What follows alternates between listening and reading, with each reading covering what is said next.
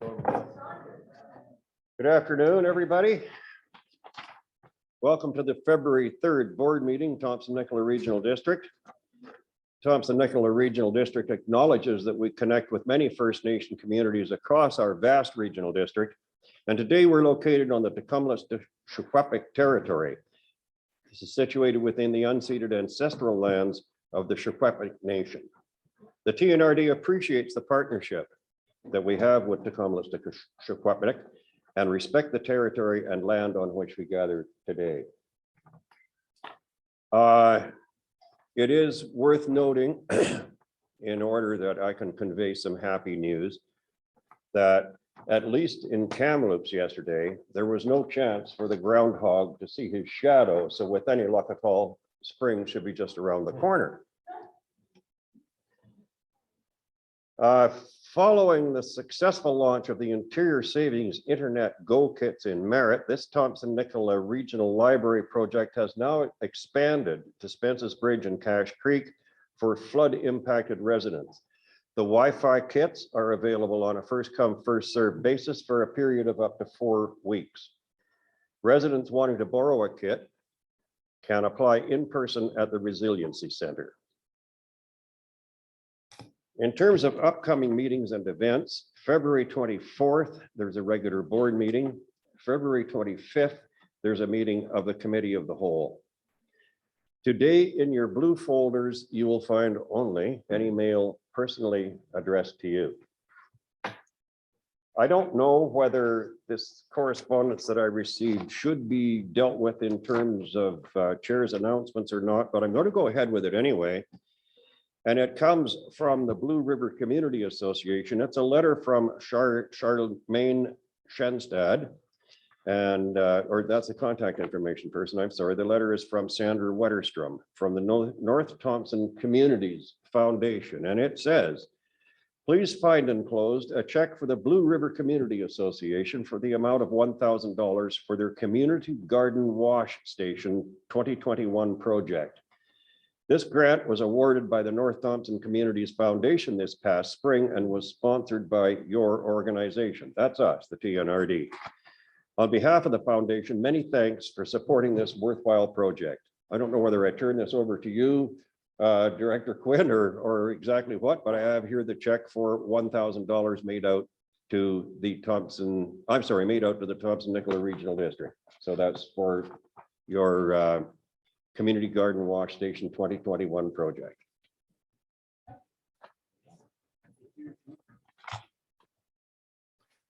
Are there any additions to or deletions from the agenda? Seeing none, that takes us to the minutes of the regular board meeting, January 20th. But the minutes, there's a recommendation. So moved. Moved, seconded. Any discussion? All in favor? Any opposed? No one's opposed. It's carried.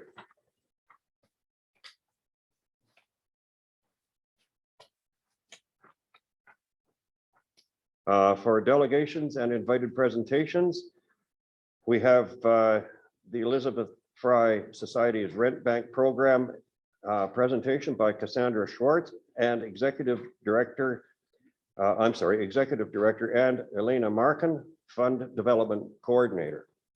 So please go ahead.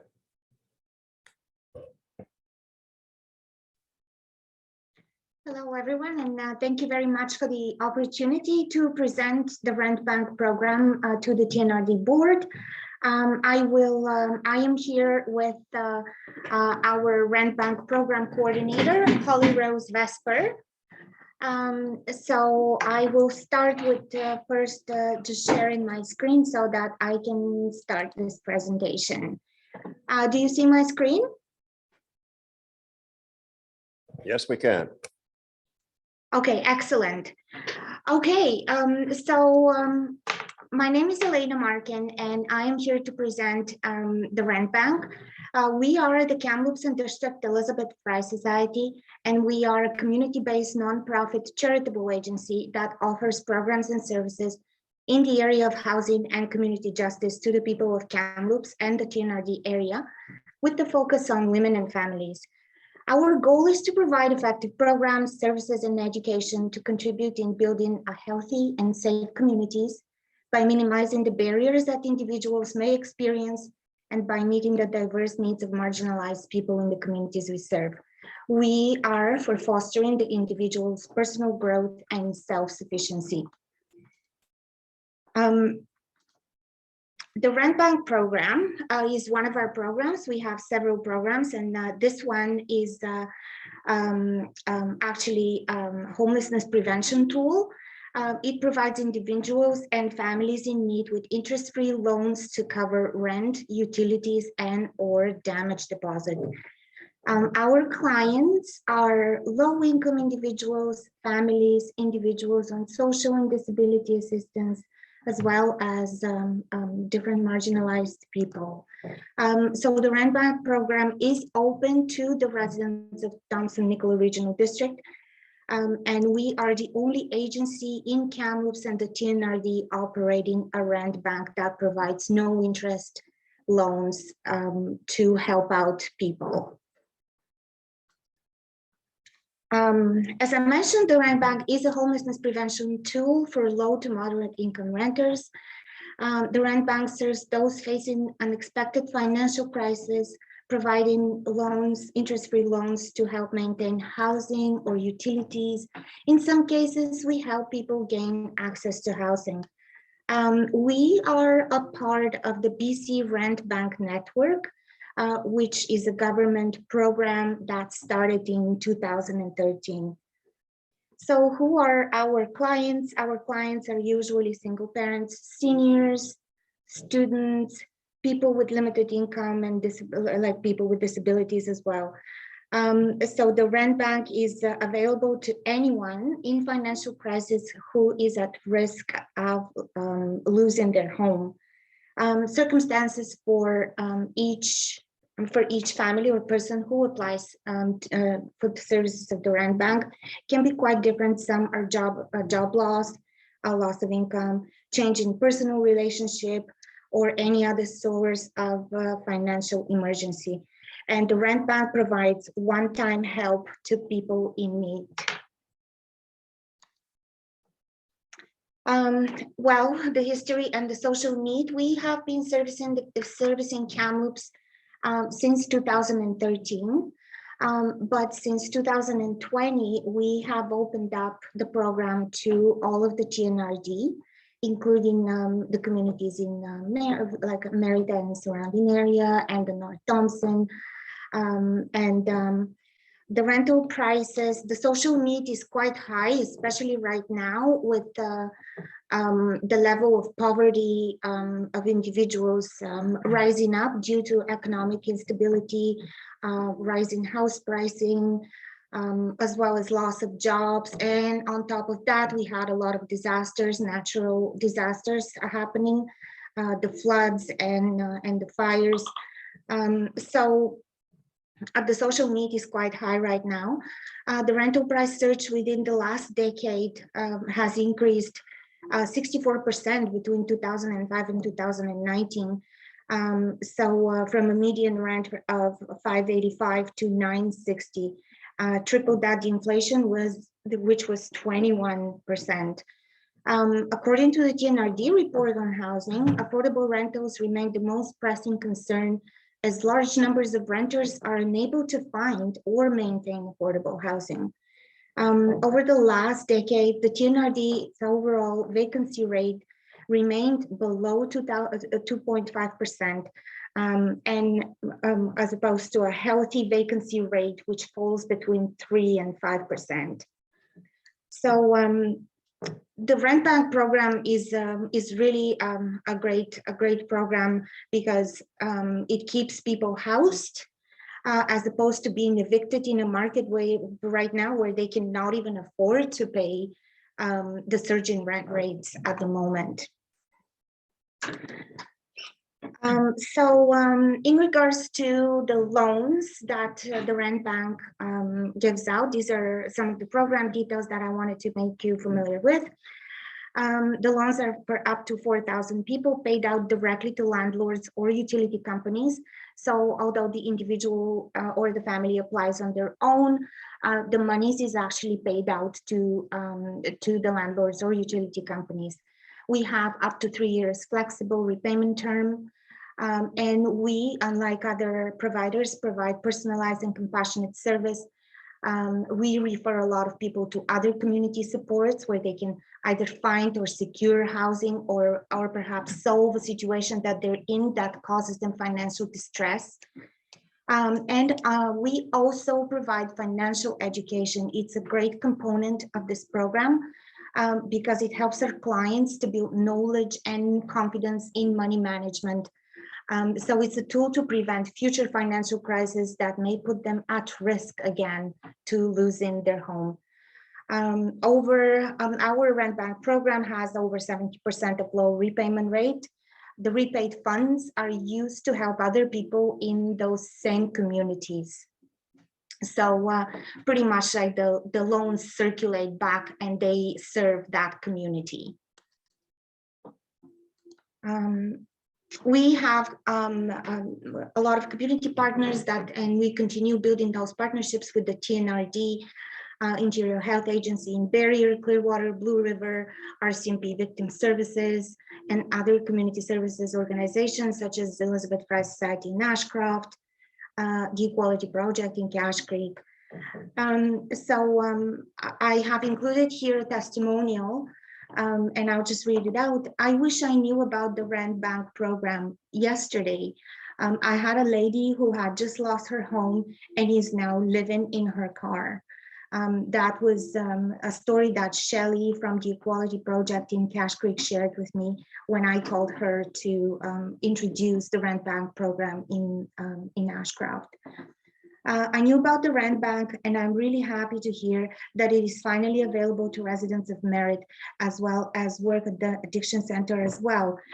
So she said, I will distribute the rent bank info everywhere. That was Andre from the Nicola Valley Advocacy Center in Merritt. So we continue building those partnerships, and hence this is why we are here today, because we want to raise awareness of this program and that we can help renters who are in need, people in need that are in a financial distress.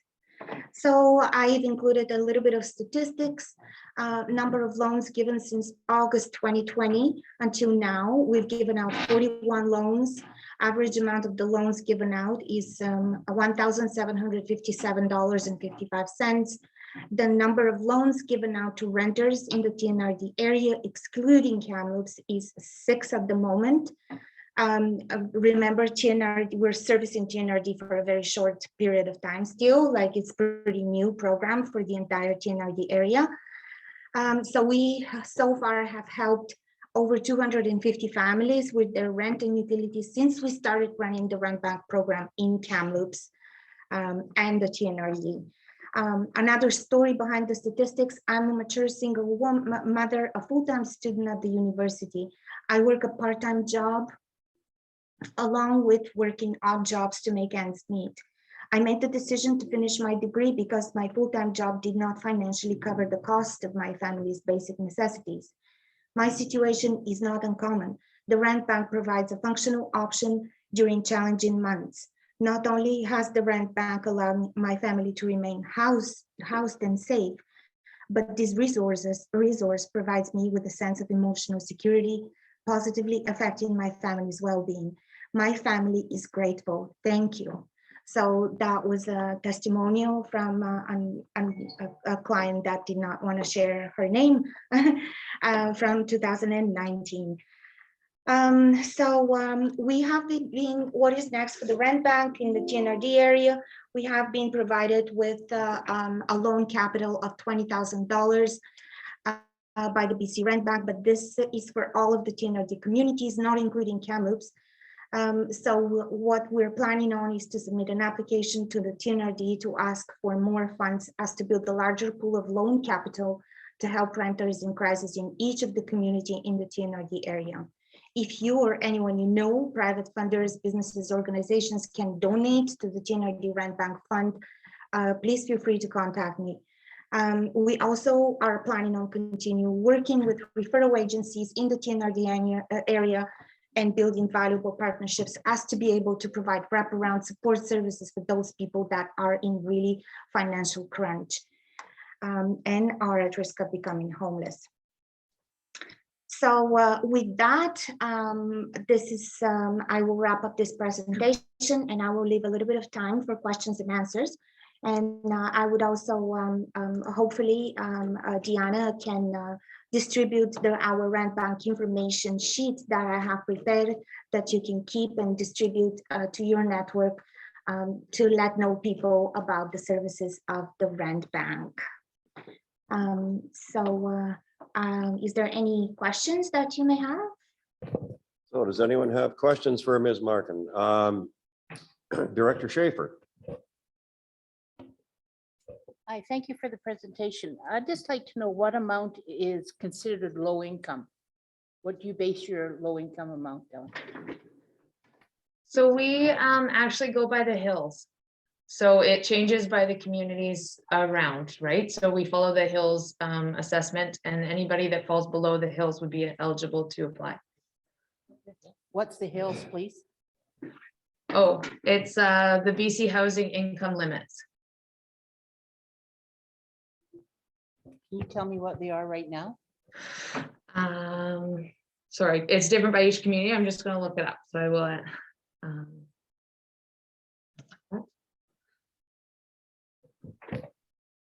there any other questions for Ms. Markin? Director Elliott? I'm kind of interested in this rent thing. If you need to rent something at, let's say, $800 a month, then you can get $4,000 on a reinvestment to pay back. That only covers 4 months. What happens after the 4 months? Okay, so the rent bank program really is only a very temporary solution. So we provide actually loans that are just to cover 1 month. So yes, the amount could be up to 4,000, but it really depends on you know, how much the rent and utility is. So it's really just to bridge that that gap for 1 month.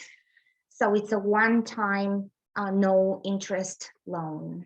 We would also cover as long as it fell below the 4,000, if they were in arrears. So it would be the current month to keep them housed as well as arrears to resolve their temporary crises. Thank you, Director Rain. I wasn't sure, and thank you for your presentation. I wasn't sure whether you're requesting funding from the TNRD, and if so, is it possible to see financial statements for this program and for the society? Thank you. Of course, absolutely. We will follow the processes that the Tnrd has, and we are in touch for a granting aid. So the committees will be able to review our financial statements as well as financials of the rent bank program as well. So this is going to come in the future here shortly. Thank you.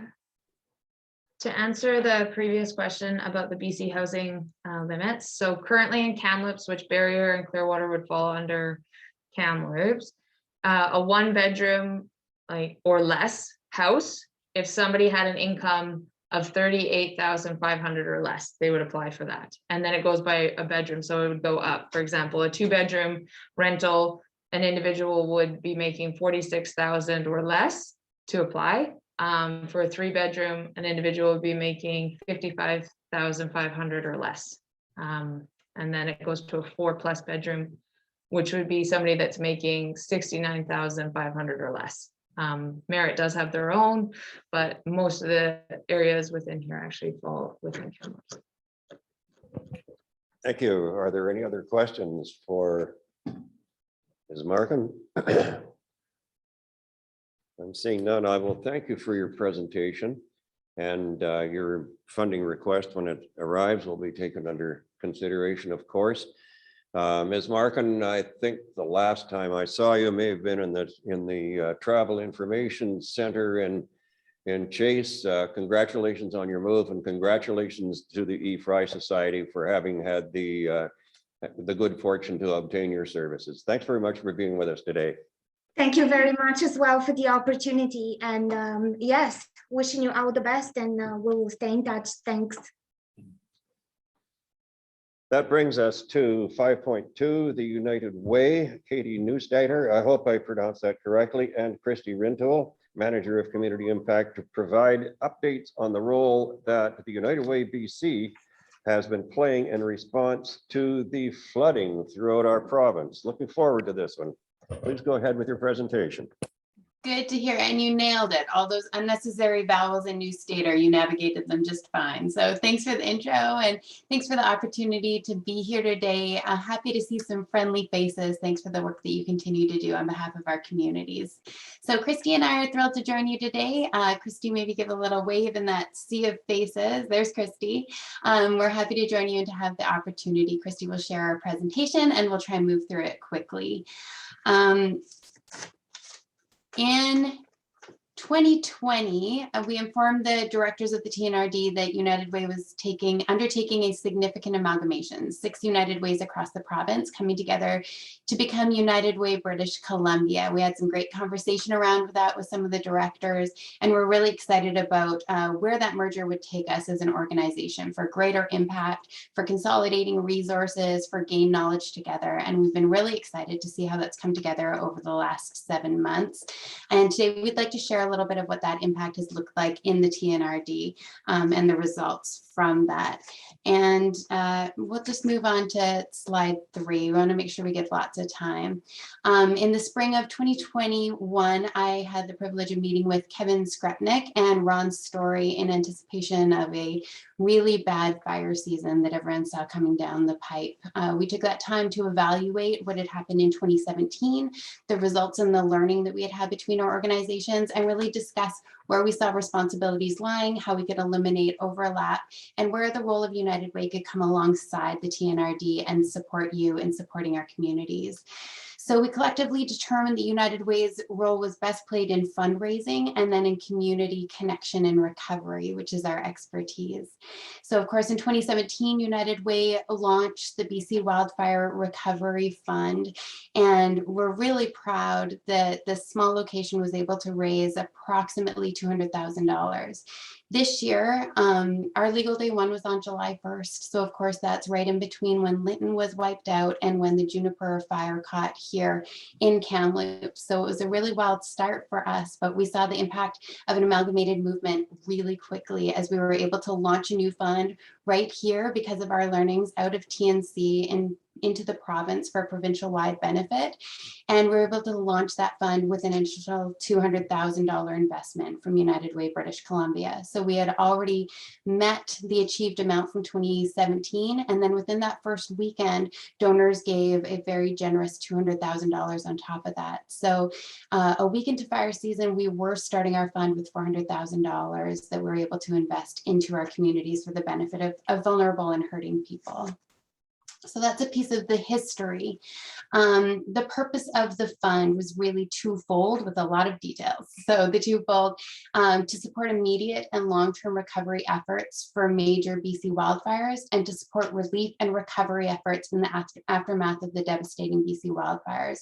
We saw major gaps and others as we supported our community partners who were filling their roles, but we see where funds that are a little bit less nimble or organizations that can't be daily embedded in communities, we were able to identify some of those gaps where we could serve people really quickly and then anticipate the needs as people start to recover. We know that incidents like this are not met with a one-time funding and that the needs of people change as they carry forward. Thanks, Katie. So knowing that our communities were in chaos with applicants applying while supporting folks who were either displaced or trying to cope with the effects of the fires in their own communities, we created a very simple online application form with the options of folks to call their application in over the phone, to send in photos or videos as well to demonstrate need. So what were the applicants looking for? As Katie just alluded to, the dollars raised were split into 2 areas of support. So here's a list of some of the local agencies that received funding to provide for some of those immediate needs like food and gas cards, Indigenous and cultural support, childcare, emotional support, mental health and counseling, and some advocacy work. Here's a picture of Derlanda, the executive director of the Nicola Valley Food Bank, as well as a volunteer helping with some of those donations. And then the other half, which is the long-term recovery piece. So we know, looking back in 2017 and 2018, after the wildfires raged through the Tnrd and Caribou, that the effects of those fires on those communities have long-term impacts. Not only the rebuilding, but the post-traumatic stress and the effects on individuals' livelihoods can last 3 to 5 years. So we've invested in long-term recovery initiatives here as well this year, again, focusing on those mental health pieces, community navigators, food security and sustainable food security options, children mental health and outreach, and empowering community resiliency through a scaling out of a program called High Neighbor, which we will talk to later in our presentation. So thanks to the generosity of our donors and the hard work of our newly amalgamated staff team, the United for Wildfire Relief Fund has raised over $630,000 and supported over 5,000 individuals. Due to United Way's relationship with community partners, we're able to invest those dollars to meet both immediate needs of folks fleeing the fires and long-term recovery of communities as they build back their social infrastructure and support one another to come to terms with the trauma that they've experienced. I wanted to share this photo. Some of you may recognize Michelle Hawkins, who's the ED of the Logan Lake Y. I took this photo at the Logan Lake Welcome Back barbecue. So as I'm sure you all remember, this community was evacuated for a week while the fire raged on their doorsteps. The cake says "We won," and this was attributed to the planning and initiative taken by the local not-for-profits, government, and frontline workers. But the burnt trees surrounding the community are a stark reminder of how close they came to losing everything and how fragile our environment is. It didn't take long for that fragility to show up through the unprecedented atmospheric river event following on the heels of the fires. So we're taking a look now at the United for BC Flood Response Fund. It overlapped the timing, as it were. We handed out the last application or funding cycle to the last recipient on the same day that the floods happened. So the thing about a concurrent crisis is that we're able to really quickly apply our learning, and that happened during the flood fund. So you can see our amount raised there. It's actually closer to $3 million at this point, dollars out into community. Again, that number is higher than even when we made this presentation, as we're able to put out those nimble grants really quickly. I believe more were awarded this morning or last night as well. And then there's also an allocation from C-SPAN community for rebuilder work. We have heard over and over and over what these communities need is connectedness. Of course, there are all those physical things that we talked about, but they are aching to be reconnected. Some of our most powerful stories have come out of people expressing that. And we know that that ties to mental health and then the resilience and recovery for communities. You can also see that we've held back money for that recovery work that has plans that Christy will further address with the High Neighbor program that we're looking at, applicants and grants approved, as well as percentages of breakdown, which are directly correlated to the number of people who live within those communities, as well as how they were affected by those floods. So you can see the areas that are specific to the TNRD as well. How we showed up during the floods, much like the fires, but perhaps in even a more hands-on way. Staff support looked like handing out essentials on front lines. We also were able to alleviate some staff from not-for-profits who were serving around the clock and step in for some of those shifts. Handing out gift cards. People, of course, needed gas cards and grocery cards and that type of thing. Coordination between agencies, that's always a real struggle. And then collaboration, so bringing partners together. So whether that's Emergency Management BC, Red Cross, who we actually shared space with for a while, gave some of our space in the exchange so that they were able to come in and do evaluations. And then opening our fundraising, our grant streams, donations, and systems navigation, which includes BC 211, which I believe we've presented on before. People have complex questions about how to access the help that they need and not knowing where to call. So centrally locating that so that people can ask one number or text one number or visit one website that directs them accurately with live updates to the best help that they need in the moment. And then, of course, our ongoing response. So donation management, our partners inspired us to meet local needs and acting to help community. It was beautiful. It was unbelievable to see people rise to the occasion. I think we hear the bad news stories a lot, but believe me when I say they are outweighed by the beautiful things that are happening in community every single day. So you'll see a list of some of the organizations who quickly rose to the challenge. And I just wanted to highlight the one at the bottom, Trail Appliances. We're currently helping them coordinate and organize a donation of appliances to people who have been affected by the fire and the flood activity in the Cooks Ferry region, so a rural Indigenous nation. Many of them have been without appliances, which is a huge struggle that people have afterwards. How do we dispose of them with the supply chain as it is interrupted and limited? Where do you get a fridge from to be able to feed your family? It's a huge piece of food security. And so we're proud that partners trust us to come to the table to say, can you identify where this could be best used and how people can best be served by these resources? So as soon as we switched over the appeal, we also switched over the application to focus on flood relief efforts. As with the Wildfire Relief Fund, we focused on both immediate needs through rapid response and long-term recovery supports in those communities affected. So again, here are just some of the agencies that receive funding through our Flood Relief Fund. A couple of examples of those agencies. I was really impressed and stoked to see Elena and team on the call earlier, as we were able to provide $50,000 to the Elizabeth Fry Rent Bank to provide one-time grants to folks affected by flooding through the process that she alluded to earlier in the presentation.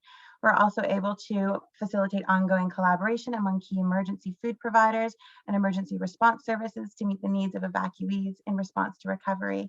We work with individual members of community to meet identified basic needs such as household items, rent and utility support, clothing, groceries, personal hygiene, medical supplies, transportation needs, other required supports. As Katie said, replacing fridges and freezers. We know in the Cooks Ferry community, their annual delivery of salmon had just arrived 2 days before the communities had to be evacuated. So that was a devastating loss to that community. So helping to replace some of those supports as well and those foods as well. And then looking as well at some of the community essential food security initiatives in some of our more rural communities like Kanaka Bar, for example, who we were able to help them find the funding to replace their seeds library, which had been destroyed in the mudslides and flooding, which is a vital sense of food sustainability for that community. So being able to support them as well. And as mentioned, the work continues. So we were able to provide more funding just as of this morning. Applications were coming in and being reviewed, with funding heading out the door tomorrow to the Foundry in Penticton to support peer support, work with youth in Princeton and area. So still doing the work, and for those of you interested, still accepting donations as well through the link shown. And finally, we wanted to really quickly just share this work we're doing in Merritt and Lytton, which we've been able to fundraise over $200,000 to support, and it's called the High Neighbor Initiative. So really brief history, United Way BC has successfully been working in select neighborhoods and communities across the region for the past 4 years, partnering with individuals, organizations, and businesses who know an area best to help make their communities more vibrant, connected, and resilient. High Neighbor helps uncover and build on the strengths, talents, and passions that already exist in a community. And local love means empowering residents to make their neighborhood the best it can be. What this is going to look like in emergent response is that United Way BC will work alongside Indigenous communities, the Red Cross, provincial and municipal governments to ensure that the needs of the residents of Merritt and Lytton and the surrounding areas are met. We know that those affected are asking for increased communication and participation in recovery. And we see this initiative as a way to mobilize those voices and empower residents to find ways to together build the vital connections among one another that will provide long-term and sustainable resiliency. This is a place-based community development initiative. And as this work so often does, UWBC will take their lead from residents. Some of the outcomes that we hope to see are increased connections, positive and strength-based solutions to local issues, and gatherings, celebrations, and ceremony that both heal and empower. So this all wraps up under that canopy that we call emergent response at UWBC. So of course, anything COVID related is above and beyond this, although it is another one of those emergent response pieces.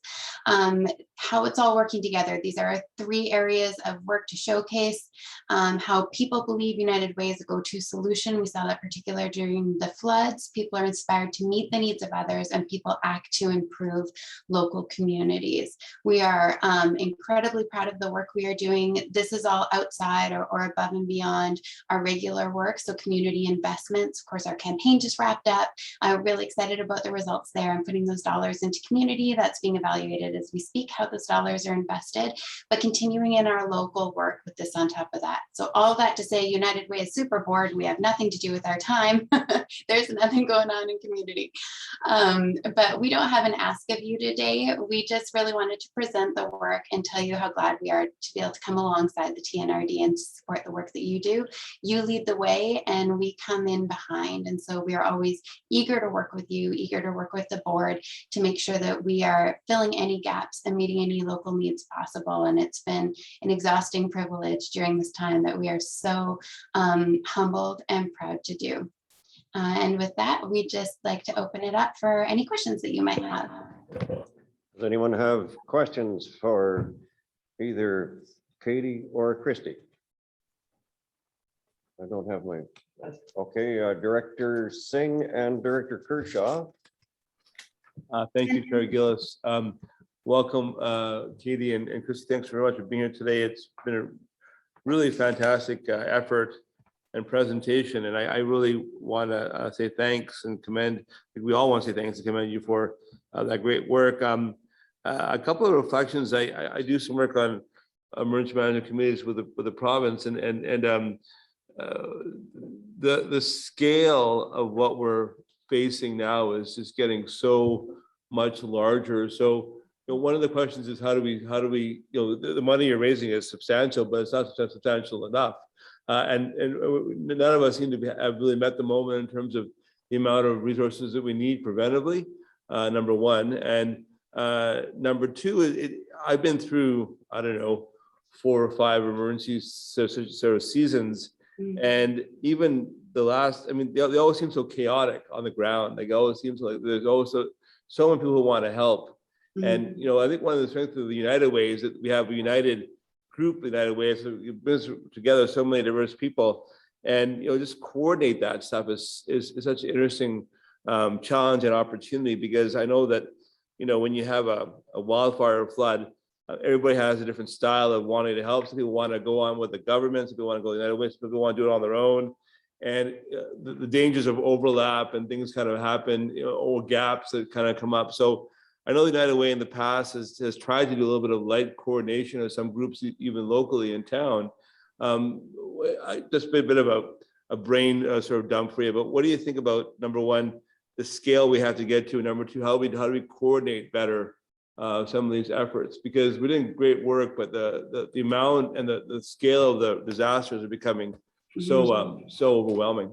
Yeah, undoubtedly. I think that there are a few pieces that are there. I think one significant one is, and Christy can speak to this as well, but I think the coordination came together better than it has in the past. I would say that the people in the room talking at the tables worked really efficiently. We had, some other things that came out of the 2017 wildfires, a lot of learning where we all figured out where our place is, the lane to get in better, how quickly we got in rooms together, speaking to emergency management BC within minutes of those fires lighting up, and getting everyone in a place together. So that was helpful.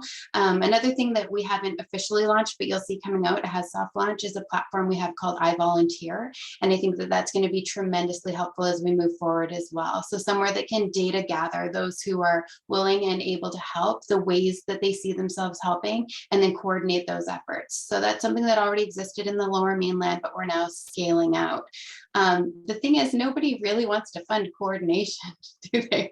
Or the time to bring those pieces together. So it's always tricky to figure out exactly who plays that role, where you play it without stepping on toes. But I was really pleased to see how everyone came together during that time. And honestly, we don't have time to waste. about where those pieces fit together. And I think everyone came to the table with the same mentality, wanting to support and support through their expertise. But Christy, anything to add there?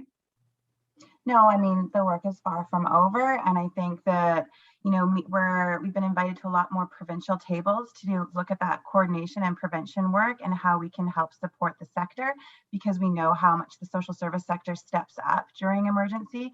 So coordinating those efforts and then acting alongside ESS and the city and the Tnrd and others as they, you know, as they react and have to be responsive to emergencies. So making sure that we're supporting, not stepping on toes, and coordinating those efforts ahead of time, creating those resources lists so that they're available. You know, that's something that we've been working on just even since the floods. So yeah, so I'm sorry, Arjun, I don't have an easy answer. The work is still happening, and United Way is just always so grateful to be invited to those tables. Yeah, and another critical piece that, yeah, Christy brought up there is knowing those local organizations, right? So a gap that we saw was, you know, parents during the pandemic having to go into ESS centers and expose themselves to this virus and bringing their kids and the chaos that comes with that and the trauma for kiddos. So knowing local organizations that we get approached, we did a pop-up day camp, for instance, during the wildfires, where kids were safe from the smoke, they were away from that stress. Parents could call their insurance companies without little ears hearing, and providing a place for them to play and to have fun and to move their little bodies and get that stress out. So, you know, those things that might seem small do make a significant impact and didn't exist in prior years with prior crises. Thank you. I don't see anyone else. Director Kershaw has indicated that his question has already been answered, so I will take the opportunity to thank you. You mentioned something about filling in the gaps, and the gaps, as we all know, are reaching alarming proportions. A person, I think, would have to have been living under a rock not to understand the great work that the United Way has done, especially during this past year. And we thank you very much for that, and thank you for your presentation today. Thank you for those kind words and for your time. Take care, everyone. Thank you. So that brings us to unfinished business. I see none. Then bylaws. There is the zoning amendment bylaw 2761, 2022 from Monty Lake, and there's a recommendation. Move the recommendation. Second. Is there any discussion? I see none. All in favor? Is anyone opposed? That's carried.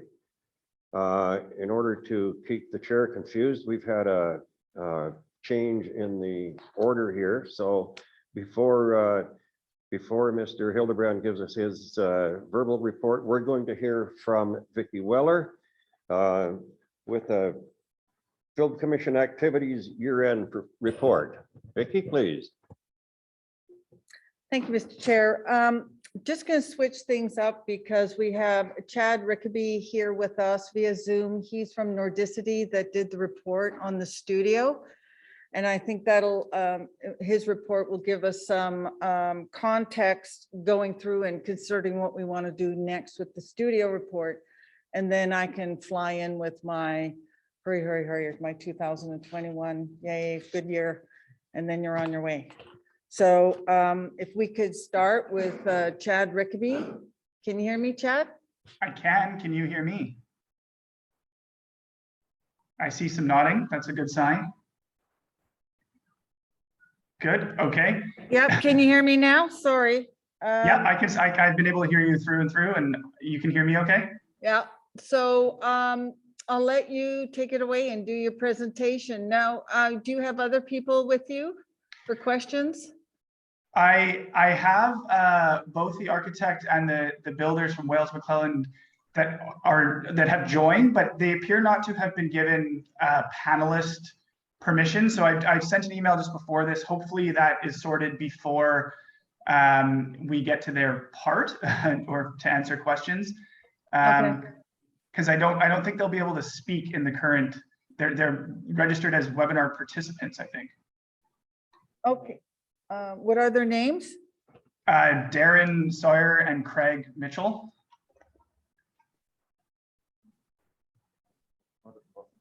Yep, they're fixed. Wonderful. Okay, so I'll let you take it away. All right, I'll take it away from here, and I'll share my screen, as we're all becoming far too familiar with. Everybody can see that. Great. So I'll skip right here to the agenda because I am aware of our limited time. So I'll give a very, very brief introduction of the project and just an overview of what we did. And then I'll dive right into a bit about the context of the film industry, really pointing out its rapid growth over really the last decade and especially accelerating over the last year or two as we're all at home binge watching various television shows. I'll then touch on a few case studies as it relates to the film sector in other markets, as well as direct film studio comparisons, and then dive into the specific findings as it relates to Kamloops and the region, as well as the proposed way forward.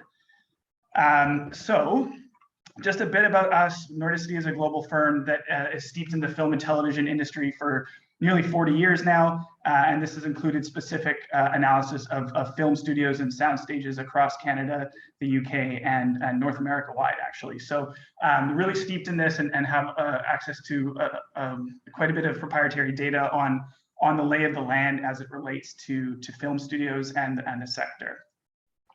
So the project occurred in 4 stages, starting in the summer, which of course was unfortunate timing, as I just heard the end of as a result of the fires, but we were able to proceed and get on with research through the fall, analysis through the winter, and have been reporting through December and January, which brings us to today, where I share the findings with you.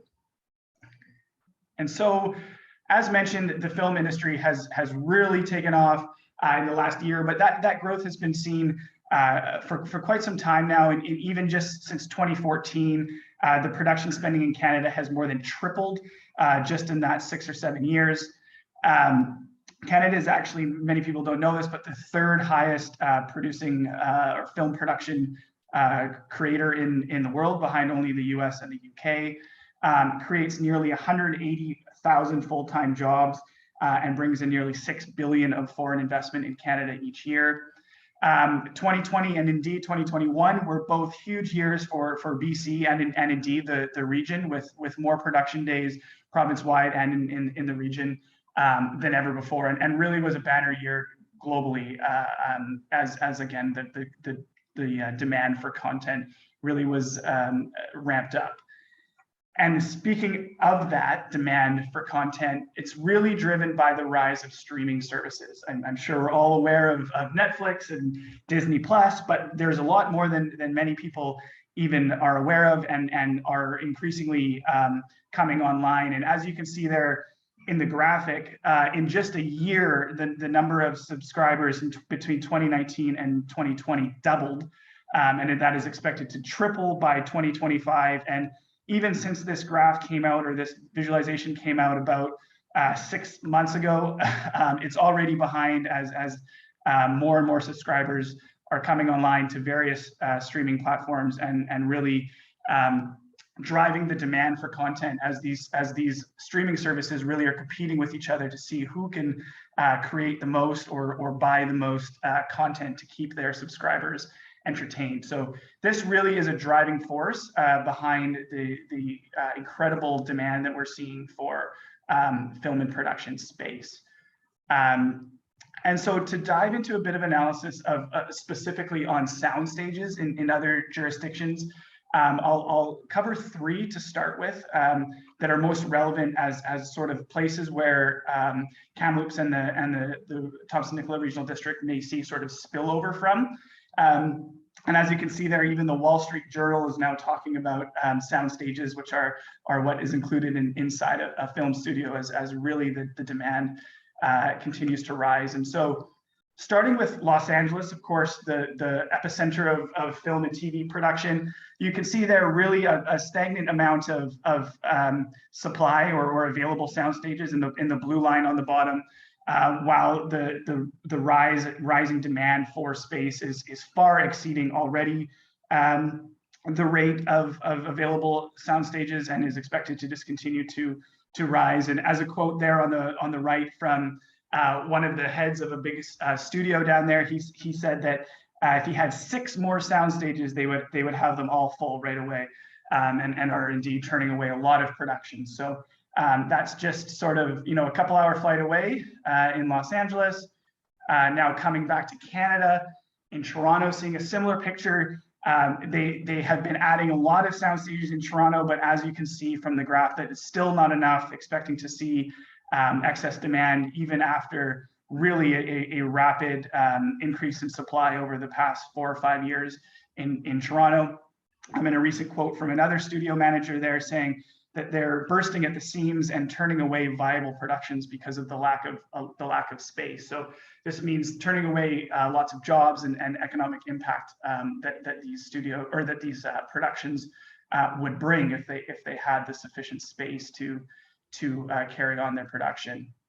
And then now to bring it even closer to home, analysis of our proprietary soundstage database suggests that Vancouver actually has the highest occupancy rates in all of Canada. So it's even busier than Toronto.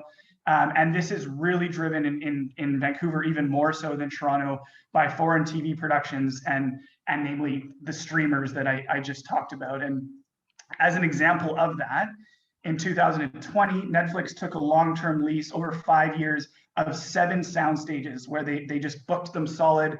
They don't even know really what they're going to put in them. There's such a demand for film space that they just lease them over many years and are confident that eventually they'll find a production to put in there. And we're seeing this around the world, really, these long-term leases from streamers that are confident that they'll just be able to sort of turn over different productions and make use of the space that they're paying for. So this, of course, changes the model for film studios, which were in the past, you know, looking for productions every few months or maybe every year. Now it's really quite feasible, quite possible to be full at 100% occupancy for many years at a time. And from the largest film studio space in Vancouver, it says the only question they ever get is, do you have any space? And of course, the answer for the last couple of years and for the foreseeable future in Vancouver is no, they do not have any space. So really, we're seeing in the 3 major film markets around Kamloops, if you will, Toronto, Vancouver, and Los Angeles, they're all bursting at the seams, leaving a lot of productions looking for space and going outside of traditional markets. And so with that, I'll provide a very brief overview of some secondary film markets, as of course Kamloops would be. It's not Los Angeles, Toronto, or Vancouver, but it is a growing film market, as are some of these. So some of them you may not expect. To start with Albuquerque, which shares a little bit of similarities with the region in terms of its beautiful sort of landscapes and weather. But Netflix there just invested to build 10 new sound stages and committed to spending over $1 billion in production over the next 10 years, making Albuquerque one of the major film hubs in North America outside of the traditional ones, New York and LA, and really driving huge economic impacts for the region, as you can see there in the quote, that much of the money that's being spent is being spent on local businesses, local services, whether it be restaurants or construction workers, and people who work on those productions, of course, creating massive amount of jobs in a place that did not, you know, more than a few years ago, did not have a ton of film activity. So another one that is often not thought of as a film hub is Sudbury in Northern Ontario. And this really is a good case study of what can happen building around a space, an actual studio space. And they have the Northern Ontario Film Studios. And this, combined with sort of tax credits and other things that are that draw people to the region, has made it a bit of a secondary film hub. And actually just before the end of the new year, signed a $150 million deal with the Motion Picture Corporation of America, often known for Hallmark movies, very sort of corny romance movies. But they signed a huge deal for 25 productions over the years to come. So again, a huge deal for a fairly small town in Northern Ontario where they'll be bringing in immense amount of economic spending and job creation. So yet another example of a secondary market. And to again, and closer to home, the third market that we looked at was Calgary, of course, a larger city than Kamloops, but again shares characteristics in terms of the draw around some of the mountains and vistas and landscapes that they have. And another case study in the sort of importance of the studio space there, the Calgary Film Center is now fully booked through 2022 with another 100,000 square foot soundstage. In Soundstage is a large studio announced by William F. White, a private investment, as they recognize the need for space, even in a place like Calgary. So certainly this demand and increasing spending in film productions goes well beyond the sort of usual suspects, large metropolitan areas. It's really all over the place, and depends on sort of the draw and availability of space, really.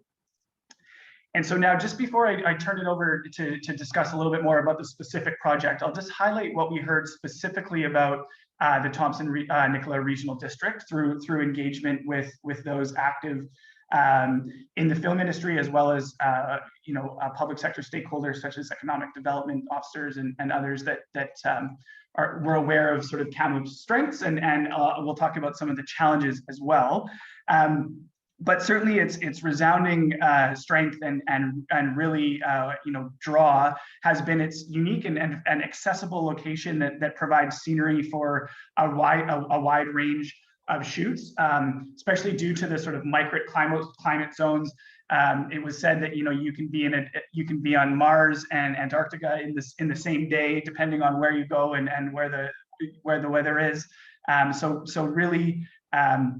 Just a very unique opportunity there, in that's not you're not able to do that in very many places. Mountains, deserts, all these different types of shoots very, very close by. The weather is a huge plus. 316 days of sunshine we saw quoted somewhere. And that's a big draw, both for making it easier to shoot, as in it's not pouring rain like it is where I live, including right now, but also a big draw for livability. People like me in Vancouver who are sick of the rain, see that as a nice draw.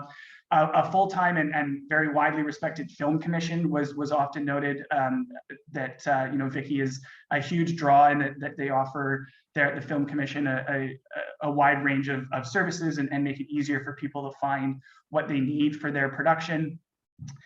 Close proximity to Vancouver, 3 or 4 hour drive, while still offering the tax advantage of being a distant regional zone, which is an incentive that makes the production quite a bit cheaper for the commissioning film producers.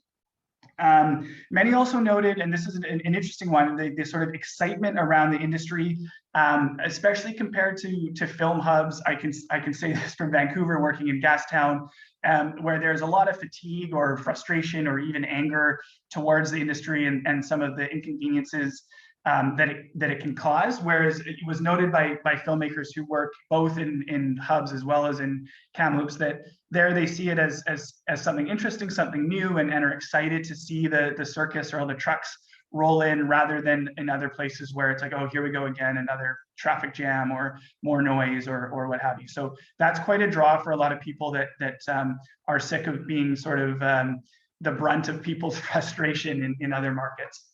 And finally, many also noted the good infrastructure, then lots of hotel rooms that can support the crew, largely relating to Kamloops' history as the tournament capital.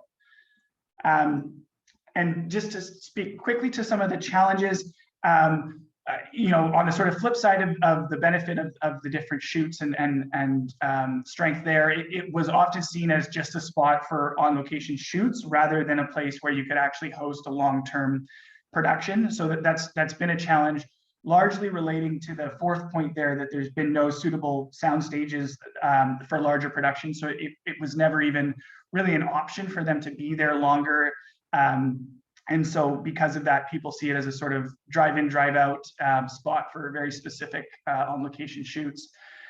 There's a perception by some, and this is debatable, but it's certainly worth touching on, that it's a less desirable place to live, largely just because it's not an urban center where you have all of the shops and variety of restaurants and things that especially some of the A-list stars may come to expect. But on the flip side, a lot of people actually, as I mentioned, see it as a place they do want to live for a variety of reasons, be it affordability, weather, or access to nature. So that one's an interesting point.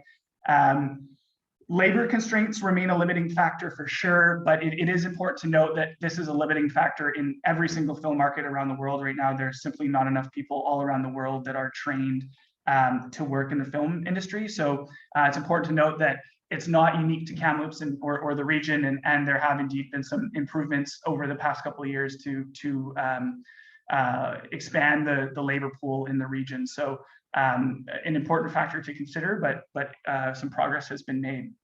And then finally, even with the tax credit, some noted that it was still costly to ship equipment and host crew. And this largely relates to the point above on no suitable soundstage spaces, because people are having to come in and out and spend time in hotels rather than be there sort of stationed there where people could live and get houses.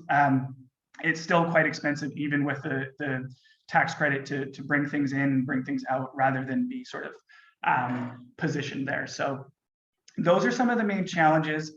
And that's sort of the key findings in 10 minutes or less, again, conscious of our short time here. So to dive now into the proposed way forward, just by starting to sort of recap what the needs and trends are relating to what a soundstage or a studio would need in the changing sort of dynamics around rising episodic or productions from streamers. They often, as I mentioned, seek longer term leases, which bring really an interesting opportunity for stable revenue generation, or the potential to be 100% utilized, which 10 years ago would have not even been at all reasonably feasible for a film studio to expect, whereas it is very possible now. This also means that there's some opportunity for longer longer stays mean more local impact through sustained periods of film activity rather than sort of drive in, drive out. So this means not only sustained periods of spending and economic impact, but also that opportunities for things like sustained training where people can actually work in the industry for years on end rather than weeks at a time and then wait for the next production to roll in, kind of thing. So really an important opportunity there. And then finally, just that these productions can be there longer. They're often more sensitive to lifestyle considerations. So this can be a challenge in that it's not New York or LA or Toronto, but it also can be a benefit for a place like Kamloops where people who may be coming from other film centers where they're getting priced out of the market to be able to buy a house on a sort of middle sort of income level, which most of the workers on film sets are. It's only a few of them that are paid the Hollywood dollar. So it could also be a draw in that people can, if there's sustainable productions there, people may see a life for themselves and that they would be able to actually afford to live a comfortable lifestyle there rather than struggle to make ends meet in a place like Vancouver or New York. And so with that, some of the spatial requirements, just before we finally get to the drawing, and I'll pass it to Craig, our architect, to talk through this in more detail, but really what we heard are sort of key characteristics of a space that would be able to attract a sort of Netflix or Disney Plus style production. The sort of minimum viable product, if you will, was two separate 20,000 square foot sound stages with about 40 feet, that'd be tall, 40 feet of clearance with no obstructions such as pillars. So really just looking for a big open space. And what having two sound stages does is allow for film sets to be built on one while filming on the other. And this allows production time to be maximized and minimize any downtime where they're paying for actors or crew to be in the city or on the set when they're not able to film because, for example, they're moving in new sets or building new sets. So this was a big requirement that production stakeholders noted. They also noted sufficient amenities such as office space, mill space, and support areas for storage, hair, makeup, although some of that is increasingly done in trailers, accessible loading areas and elephant doors to make it easy to get things in and out, an overhead grid that can support the weight of equipment for specialized shots was very important. Sufficient parking, both for the production vehicles and trailers, but also for the crew that you know, don't want to have to park way down the street and walk in like they do in many places here in Vancouver, as an example. And then some more technical stuff around top tier HVAC, 1500 amp power, and fiber optic connectivity are all key. Increasingly important to have connections for LED walls and other technologies that make some of the new methods for virtual production possible. So I'll now pass it to Craig, hoping that he is here. I do see him, that's great, where he can talk through the drawing that I hope everyone can see on screen. Okay, so Chad, when he approached us, just requested that we provide a layout to be able to accommodate a couple of sound stages on a lot that's just an imaginary lot that's 5 acres in size. We kind of worked with the local bylaws for Kamloops to do the layout and incorporated the parking and the regular turning radiuses that we know would be required for accommodating emergency vehicles and fire trucks. And we also wanted to make sure that we could locate the program areas that would be required for kind of an industry standard size sound stages, along with the support spaces that we know to be required. Our history of doing sound stages extends back about 15 years, and we're kind of experts in the field.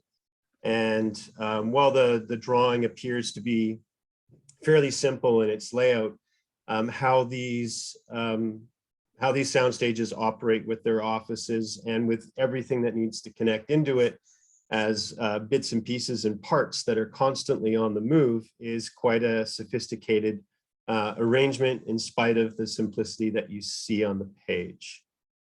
So on the page, we are showing for a couple of sound stages with support and offices that accommodates the circus parking. It's called the circus, and basically they're trailers for actors, for hair, for those types of things. The support spaces include like the props and kind of offices include for like arts departments, you know, people who are the producers and working in that aspect of doing the filming of the productions. And then we include for mill shops where we're also providing with the flexibility for them to be used as smaller stages. So, you know, they could move the mill shop equipment out or, you know, clean them up and they could just be used as another source of revenue generator on the same site, along with the sound stages for the larger productions. We show what the effect is as well in section, but I think that's about my time. And Chad, move on to the next slide. Awesome. Yeah. Thanks, Craig. And we have here on the screen just a very high level table of sort of rate cards at what we suspect, you know, the film studio would be able to charge based on our analysis of what other film studios across Canada and secondary markets are charging. So for the main sound stages, the 20,000 foot sound stages, we recommend charging somewhere in the range of $3.60 square foot per month. And that would be, you would be very competitive with secondary markets at that rate and be quite a significant discount to primary markets like Vancouver, which charge around $6, sometimes more. And so it would be quite a draw to those, especially in Vancouver, that would be looking for cheaper soundstage space. And as you can see there, I know we're tight for time, but you know, lots of different ways that these film studio complexes generate revenue, including parking, and really you could charge for absolutely everything. And the companies that use these, the production companies, are very used to that. So this can be viewed in more detail in the report.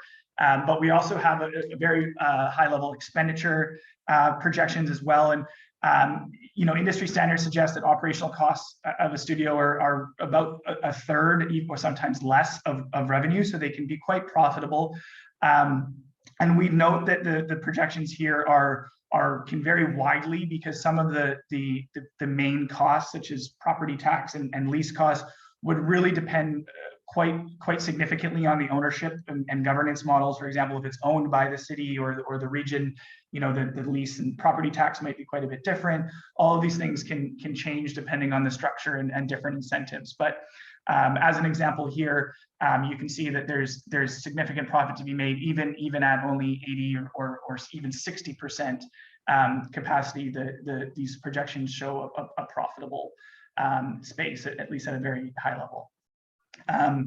In terms of the build costs, I'll pass it now to Darren, who will talk through the slide in a little bit more detail. Thank you, Chad. Good afternoon, Tnrd board members and guests. My name is Darren Sawyer. I'm the Director of Development at Wales McClellan Construction.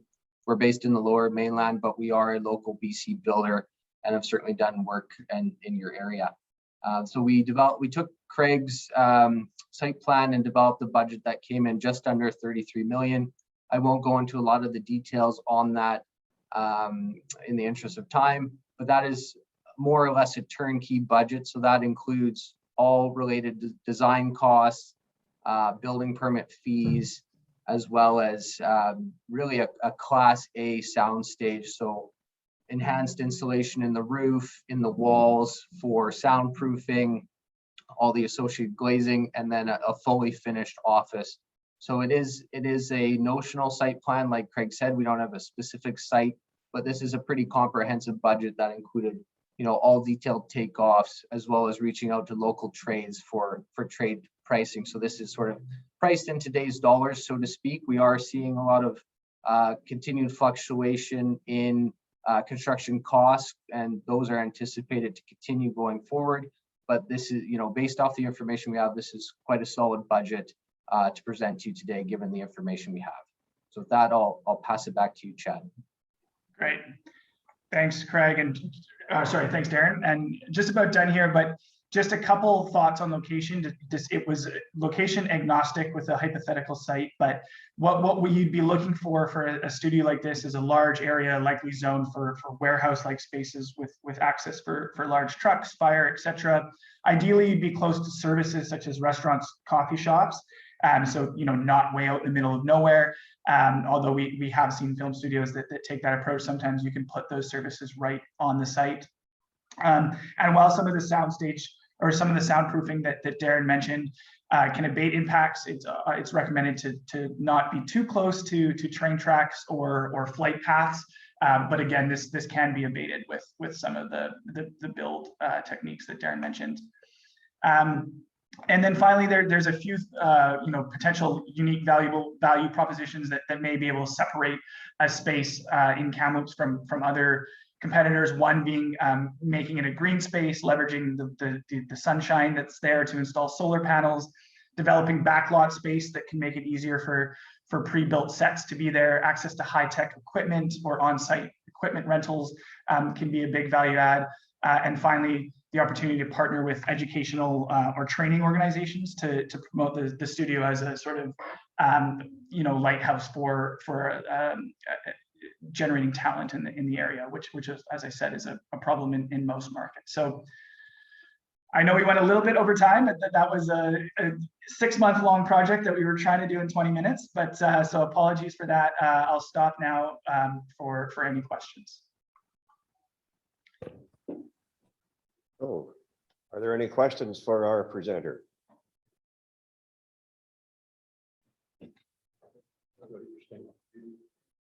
Director Stamer? Sorry? Oh, Director Duty. Sorry, didn't see you. Your hand up. That's all right. I'm used to it. Okay. Thank you very much for your presentation. It was quite exciting, actually, and I'd love to see this come to reality. The question I have is probably a little bit pushing this forward. Let's assume that this does become reality. Has it been your experience in the past with building these facilities in other places that once they're built, there seems to be an increased demand, so that it would follow that you would start having more and more of them come to the same area? Yeah, I mean, I can speak to that. I don't build them, but I certainly follow the market, and we do see that. So even in the secondary markets that I mentioned in Calgary and Sudbury, that's exactly what they're seeing, where a sort of public sector body backed the building of the first studio in the space, which started to, or in the area, in the region, which sort of created a bit of momentum. And now both actually in the last year are seeing completely private sector investments to build more studios, because the studio that was backed by the public sector to begin is already full and 100% utilized. And in the case of Calgary, they actually, Calgary Economic Development sponsored the building of the Calgary Film Center, but actually has recently sold their stake in it at a quite a profitable position. So also seeing that, where the sort of public bodies are sort of help provide the spark, and then from there the private sector moves in and demand sort of self-fulfills, if you will. Thank you. I have Director Stamer, Singh, and Director O'Reilly. Director Stamer? Thank you, Mr. Chair. Thanks very much for the presentation. Just for clarity, does it say that the footprint is 6 acres in size? Is that correct? The footprint for that drawing was 5 acres, and that was based on some engagement that was seen as the sort of smallest it could be and the most feasible sort of land plot that we were able to get. Okay, and if I may, as a supplement to what you just mentioned to Director Duty, can you give us any other examples of a 3P partnership with one of the major film, like you mentioned that Netflix is spending upwards of $1 billion in Albuquerque. What kind of opportunities do you see with one of these studios wanting to join in, say, a partnership with a local government, and what other funding models are there available through staff in this type of development? Yeah, I mean, we could write a whole nother paper on that, but so there's sort of two different private sector stakeholders you'd potentially want to be attracting. One is the sort of producers themselves, like Netflix or others, or the other opportunity would be to try to attract film studios. So those would be like Mammoth or Vancouver Film Studios or William F. White's, who build studios, and then they attract the Netflix to rent it out. In terms of the different structures, there's models like Calgary, where it's very much a sort of public led, and that was a P3, in fact, because William F. White's, even in the first studio, the Calgary Film Center, supported that with a $1 million investment. But what's generally more common, and this is the case in Albuquerque, is more along the lines of incentives. So it's not actually shared ownership, but rather potentially favorable land offerings in return for the promise of the economic impact that the productions would bring with them. So there's sort of, those are the two main models where the sort of cities or the governments can potentially sort of build it or be very active in it. And then in the case of Calgary, they actually were operating the studio for quite some time, so very active. But what is actually more common is trying to attract private investors, be it producers like Netflix that are now getting in the game of owning their own studios, or more commonly studio companies, and attracting them with incentives, but leaving it sort of up to them to manage the space and attract the productions and fill the sound stages. Thank you, Director Singh. Thank you, Chair Gillis. Have a comment and 2 questions. One might be hard, one might be harder. But first of all, I just think it's an awesome job you have. I mean, it's like a neat job to be in the creative industry and do all the sort of work around research and those kinds of, just wonderful place to be. I guess the first question I have is around, is there like sort of certain zoning that we need to have in place in communities that can host these kind of things? I understand that there's certain requirements, or certain cities don't have the right framework for sound stages to exist. Have you studied that? If you tell me more about that, that's the first question. You want me to respond? Yeah, I will pass it to the experts on that. Yeah, please. Sure. So, like typically, if you were to describe the typology of building, you might describe it as primary occupancy being like, or a major occupancy as being F2 industrial, so a medium hazard industrial typology building, in conjunction with a D occupancy, which would be office. So zoning bylaws that work for an industrial type of a building tend to be what works. What we often find, though, is that the zoning, there's a process of rezoning that maybe works better for these typologies of building. And this is something that we typically go through in, say, the municipality or city of Burnaby, where we actually do a rezoning for a comprehensive development. And the comprehensive development provides, with kind of greater opportunities for maybe things like increased heights, where you might need it for an area where, getting the 40-foot clear height that's kind of required to the underside of structure. The trusses end up being quite deep. They can be as deep as 8 or 12 feet. So, if a zoning bylaw for an industrial only permits something that's in the range of, 39 feet or 40 feet, 12 meters, that's not quite high enough to meet the industry standards. So in general, industrial zoning, sometimes comprehensive development works better. Okay, and the second question I was, I really want to have an electric bike factory in the Meal District. I want to have a green building supply factory. And I guess the question I always get is, when we start working on doing this ourselves or being involved with business efforts ourselves, there's a concern that I have around who we're not supporting and who we're supporting. And the film commission we have is amazing. I mean, Vicky Weller, she's famous. I mean, she's fantastic, and does incredible work. I guess the question is, how do we justify as a real district actually investing in a soundstage where we're kind of like, we're not doing electric bicycle factory, or we're not doing a forestry lot. We could do a community forest, that lots of people do that.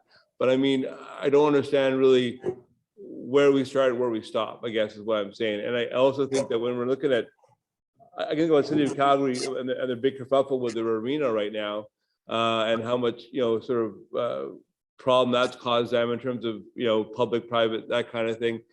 Could you give me some framework for that conversation in terms of how we might do that here? Yeah, another very good question. So, I mean, I think there's a couple different ways you can frame that. I mean, one is, that there's a large body of evidence around the economic impact that the film industry brings. And so, I think you'd be able to make the case that you're making an investment in something that provides high-paying, high-quality, sustainable jobs. That the film industry is not expected to go anywhere. That the growth that we're seeing is not expected to stop. So I think there's that case to be made. I think the other thing specific to the drawing and what we were considering throughout the study as well is that we really were considering the local film industry as well, supporting the local growth of the cultural and creative sector in things like those the baby stages, where they may be mill shops if Netflix is in there at the time, but for periods of time they can be rented out as baby stages to support the local film sector that may want to use space for to shoot an independent film, or maybe it's a local service production that's shooting a commercial.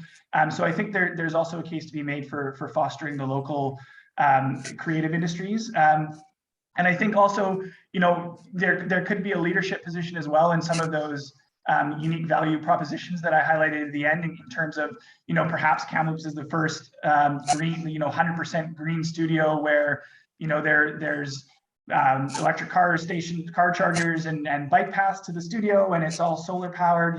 There could be some opportunity there as well. But I think the more traditional sort of framework for justifying a public investment in something like this would be the pretty clear-cut economic impact opportunity and job creation potential that something like this could have. And if I might add, Chad, the studios, like for instance, like Netflix and like Sony, they actually have green agendas and sustainability agendas. And that's part of how they promote themselves. And they have expectations of the studio spaces that they lease and rent. So the ones that are promoting things like using solar power or PVC, so that they're either using it immediately on site or they're putting it back into the grid, they're regarded at a higher, as a better quality studio, or a studio that interests them more than one that doesn't have those kind of sustainable green agendas or amenities. And that's just one aspect of it. I mean, in terms of just like the food and food waste, and there's a lot of conversations going on in both municipally and federally and provincially about what we do with food. Like Netflix and Sony, they actually weigh their compostable material and they take it very seriously, and they have reports and charts that they keep and maintain and that they send back as part of their reporting to demonstrate that they are making these initiatives and making them real. It matters to them. Thank you. Director O'Reilly. My question's been answered, Mr. Chair. Thank you. Thank you. Director Rain. Just one question and then a follow-up if I could. You had me convinced. Why is the private sector not willing to step up and do this? I've never seen such a good money-making proposition. Everybody should want to be in this game. Why would the private sector not do this? Why do we need public funding? You don't necessarily need private funding in Vancouver. It's almost exclusively the private sector that are doing it. In fact, there would likely be significantly more being built. The largest constraint is land availability. So I think that's the biggest piece. The other piece that the public or the private sector would want to see, and I think they're seeing this now with some of the record years that the region has been having, but it's just evidence that the sector or that the productions would come.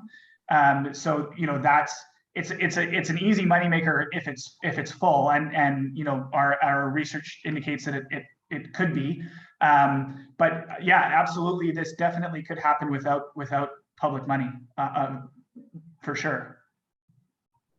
As I said, in fact, most of them are completely private, in all of them in Vancouver are completely private.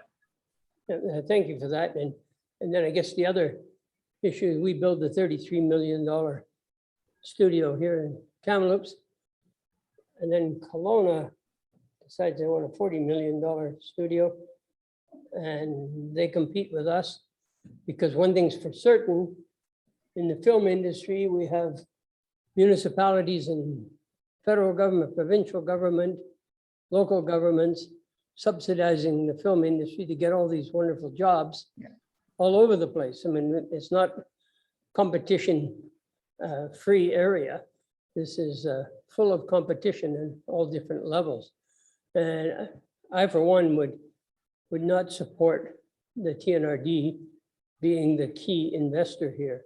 If the proposal is that we try to locate some reasonably priced land, and there's maybe some tax incentives and things like that, and the private sector partner is coming up with risk money, then I think this is worthwhile to carry forward on the study aspects of it. But I am very nervous when I see the presentation that if we're expecting a substantial investment by the taxpayers of this area to attract this business, then I think we're going down the wrong road. We need to have solid partner who is there with a major commitment and really requesting zoning approvals and those kinds of things that we could facilitate easily with the city of Kamloops.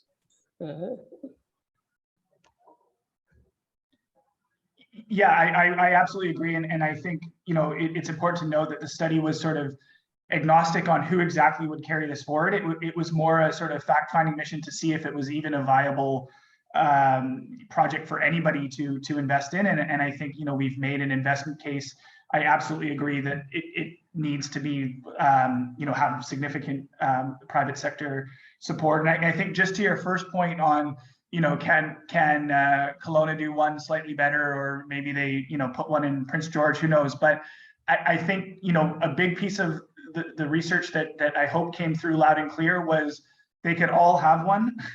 And in theory, there's so much demand, it doesn't matter. I mean, even one of the quotes where I said, where the studio owner said that they could fill 6 more sound stages alone. We're only talking about 2 here. So, and then every other studio is also saying that they're completely oversubscribed. So, I think it's important to note that how excessive the demand is oversupply at this point. But of course, that's always a concern in terms of competition. Thank you, Director Blackwell. Having experienced a couple of the sound stations and that sort of thing, I think this is a really interesting proposal down on the coast. So the next part of this all is the educational aspect, and you've touched on it a little bit, but with the current and seemingly endless housing crisis here, it makes a lot of sense to develop home talent, even at a starter level. Who are the educational partners in BC that are currently helping train the techs, the production assistants, and things like that? That would make up, is that capacity here within the province of BC to start training our own local workforce? Yeah, I mean, there's a lot of different stakeholders in that. Down here, there's Vancouver Film School. The unions themselves do a lot of it, IATSE and others. I know I may pass it to Vicky, who I know is doing a little bit even in the community, but it's certainly a need in terms of that there's simply not enough labor. But film industry labor is notoriously transient, so you are able to fill short-term gaps, but ideally the studio would be really a sort of starting point, a foundational piece of longer term sustainable growth of labor that can live and work in the region. So Vicky, I don't know if you want to use this as a way to touch on what you're doing on this, but yeah, I mean, there's certainly an endless list. There's a long list of people that are training, and there's lots of opportunities for partnerships there.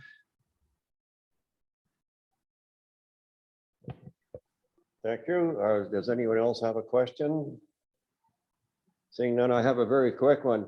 Does the 5 acres that you mentioned, would that be consumed entirely by this two soundstage operation? And if there were to be expansion in view of the great success that we should be anticipating, would 5 acres provide for that expansion, or should we be looking at 10 or 20? I'll pass to Darren on that point. Thanks, Chad. So it's a concept site plan at this stage. Craig, the architect, will have to go and do some more detailed design, but based off the initial site massing study, 5 acres fits quite well with parking, maneuvering, building, etc. So it would consume the entire 5 acres, and it's a nice sort of rectangular shaped site. Of course, not all industrial lots are that nice geometry. So, next steps, if there are particular sites in mind, we could take those away and sort of mass them on a particular site. So short answer, it's the entire 5 acres, and it doesn't contemplate expansion in the future. On a site-specific basis, that would obviously be elements we would look at when studying a specific lot or area. Thanks very much. And thanks very much for your comprehensive. Sorry, Director Polderman. Thank you, Mr. Chair. How many jobs would this facility create if it was running at full capacity? That's a big question. I mean, that would be a whole nother study in terms of, at full capacity, if it was a production in there 100% of the time, it would be hundreds, if not thousands of jobs when thinking about total economic impact in the community spending. But I mean, in terms of the actual jobs at the facility, you're looking at, you know, a few, maybe a handful with to maintain the site, just, you know, if it was empty kind of thing. But the economic impact really comes from the huge economic attraction and then driver of the film spend in the region. And that's, you know, we do economic impact assessments of these all the time, but to get you a proper number would require a bit more than what was included within this business case. If I could just add on the construction side, you know, we have approximately 14-month construction duration, and for something of this scale and complexity, you know, I would say on high days we would have, you know, over 100 construction workers on site at any given time for a sustained amount, for a sustained period. Thank you. And thank you again for your presentation. Ms. Weller, did you have more to present on this matter? Yeah, I do. Just a few things. First, that we did have a type of working group that comprised Jake Devlin, who offered, you know, his expertise in building, Doug in finance, Scott certainly, and myself, but also Venture Kamloops, Jim Anderson. And it was never going to be a Tnrd sponsored or money put into it. That's, or a private partner, maybe provincial, federal, but it's not to be that. We're more looking to getting an investor to do this. In terms of education component, we're hoping to build kind of a perfect storm where we work with TRU, we work with local stakeholders. To that point, one of the things that we're hoping for to come away from is just sort of have a working group of perhaps some politicians. We want to bring in some more experts, especially from different disciplines, and then work the way forward. When Chad said, yeah, the people that build studios, they're on our target. The people that make product, Netflix, absolutely, they're our target market. And working with Jim Anderson, identifying them and having Venture Kamloops certainly take much the lead in terms of it's a building, it's a business, it's entertainment, it's great, but you know, money for God's sake, art for art's sake. So that's sort of our purview on that at this point. But again, it's working together to come up with a really solid plan and then executing it on all fronts. That's sort of the idea. Well, thanks very much, and thank kindly for coordinating this for us today. There is a recommendation.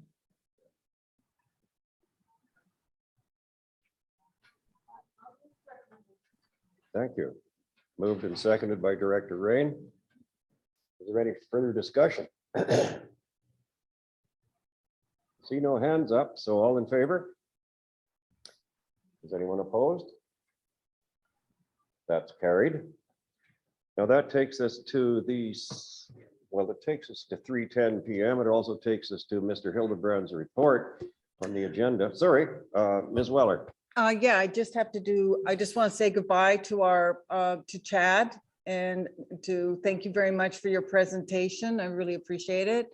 And then there's the Film Commission report if you want that, and a dynamite PowerPoint. But if you want to wait till later, I'm easy. No, let's go ahead with your report then, and following that, we'll take a short break. Okay, thanks, everyone.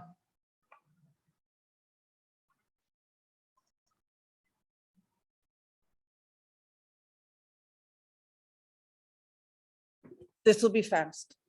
So we're doing a year-end report, and we had our best year statistically since 2000. We even surpassed when Robert Redford was here. So he's gone.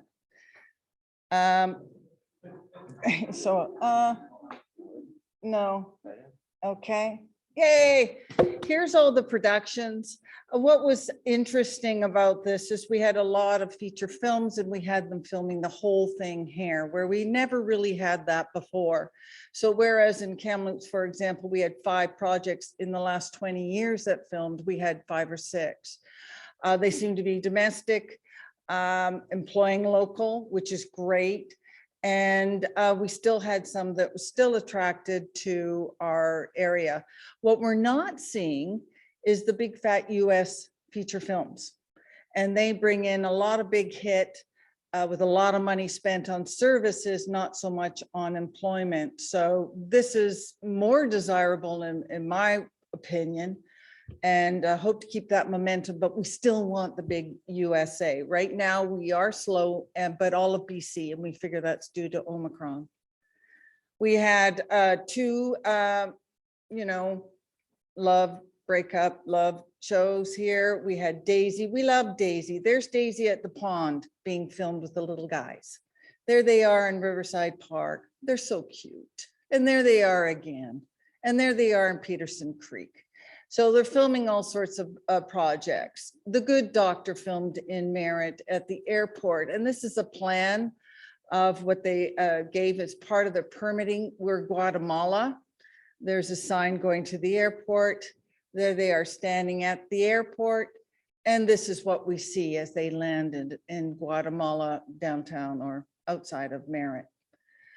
Death Pursuit, I have no production photos, sorry, but they did film in and around Ashcroft, Cache Creek, Savannah, Spence's Bridge, around in there on the highway, beautiful Highway 8. Edge of Sleep was a project that was very hard because it moved around a lot because it had a lot of dream sequences in it. And that's just the plan for one day of shooting of all the people, just to make some streets and down in the North Kamloops look like nobody lived there, that everybody was dead. And it was quite an amazing feat for the city and also for the production. Then we had Gaslight. Gaslight, we never got a script. And what we're finding is that's not uncommon anymore. We just get, what we get is we get a mood board. This is an example of what we got as a mood board. Said we need locations like this. So they're all interior houses. So that's very hard to guess. So we use social media quite a bit to try and get these looks, these bathrooms, these insides. Like those are all the kinds of kitchens they wanted. So, again, that's very difficult. So we really had, we had about 3 people working, scouting at the same point, trying to get these. People were submitting on Facebook. We had never done that before. And again, this is the type of houses. They wanted this type of neighborhood. And they said, this is the perfect city for it. I said, isn't that a coincidence? So here we are as downtown Kamloops. And one of the things that they really loved about it was that every neighborhood is different. The West End looks very different from Bachelor, looks very different from when you're in North Kamloops, looks very different from Aberdeen and from Juniper. And they love the variety as opposed to having it homogeneous. And here they filmed in a gated community out by the dunes. That was their principal location. And these people were wonderful, vacated their places and filmed there. They also did a major chase scene in Aberdeen. Some people liked it, some people didn't. But either way, that's called a Russian arm, by the way. And it's used quite a bit in doing chase scenes in the movies. Bones of Crows was the last film to film here. It hasn't been released yet. It takes over 100 years of following a woman who was in the residential school and how she helped with the war. This was just one page of 30. We must have seen at least 100 locations where we had to build these things. We put the pictures and we go from each and every one to see all the different locations is what we produce for them. We also, for every production that was here, we had to produce a letter, usually on their letterhead that had the city of Kamloops plus my phone number. So we get, around the clock, just dropping off letters. I was doing it too, to different residents saying, we like your house, we like your house, would you consider? Which was another tactic that we did. This is a cast of Bones of Crows. I can't say I know a lot of them, but I do know Graham Greene and I do know Lauren Cardinal, and I'm a huge fan of both their work. And I'm very excited. And I'm probably the slowest person because I didn't know Bones of Crows meant the priests were crows. Until I saw them, I went, I got it. So anyhow, Here's a circus, what we call where all the trailers, hair, makeup, wardrobe. It's called tents because that's where they eat. That's on the reserve. This is at Quilchena, and the first entrance that you see there, that's the COVID station. So when I arrived, I had to go to the COVID station. I showed them my passport. They gave me a fresh mask. I washed my hands, and then I had to go to the testing and get a rapid test before I was on the set. I was allowed maybe 5 minutes, if that. And then I went and had a free meal and said, thank you very much. And that's as much as you can see because every set's closed these days. The Friendship Game, mostly filmed in the West End. We had one major complainer, got a lot of press. I also have about 5 or 6 letters of people writing me saying it was fine. We loved it from the people who were in it. And this house that was the primary house, you can see the black curtains they hung. That's because it was supposed to be nighttime in the house. So when they look outside, it's black. And that's what they were parking. That's their impact on the parking. Because of all this, we sent out cards to over 325 people. And we said, whether you've allowed us to photograph your property, or we only visited with filmmakers, or even allowed filming, or you provided your own photos, we wish to thank you for your time and interest. Without your efforts and time, there would be no film industry in the region. So we sent that out all over the place, whoever we even just touched, phoned, emailed, whatever, and we did. Interesting enough, in Vancouver, they're feeling the stress. So they had a campaign shortly after ours saying, be ambassadors to the film industry, be nice to everybody in your community. The locations are non-renewable. So there is a push that's going on Vancouver wide. So now what? Here we are at 2022. What's happening? First of all, we've got an online initiative where we're promoting every week real versus real campaign on social media. We also did a small town. This was another social media. Here's another social media. So we're doing those, and we're picking about 3 different locations every week if we can. Creative pathways.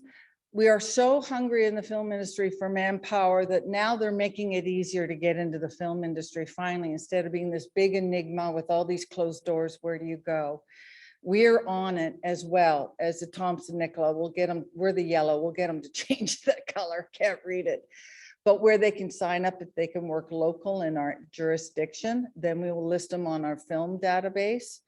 We've also just had, might have seen on social media, where we found funding to have up to 64 students educated in industry up to, anyhow, in February, we're full. We were full in 3 days of people wanting to take this course. Our contribution was 2,500, Okanagan 2,500, and Creative BC 5,000. And then we have our film studio business case. And as I said, next step is forming a steering committee. Then we'll get into how we're going to do it, what we want to do. We already have identified a piece of land. We've already figured it out, but we're waiting on information about water. Water is a big deal, and I never knew that. So now we know. So that's where we are with that. And we still have our docu-TV. We don't call them reality TV anymore. So we call them docu-TV because they're kind of documentary kind of reality. So we'll call it docu-TV. They're still going. I don't know how much. They're pretty, on the QT. So those 3 programs, as far as I know, are still in production. I know 2 are for sure. And we have 5 love movies, what I call Hallmark, with a little bit of a twist, that said they're coming to film in our region already. So we're already scouting for one right now. And got an American who wanted to know all about our homesteads. Never before have I been asked about our homesteads.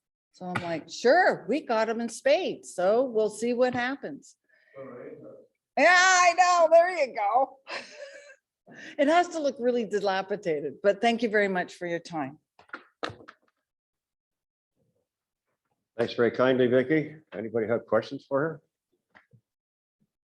Not seeing any. All right, that's it. Okay. That's We a will wrap. break now until 3:30. All right, thank you very much.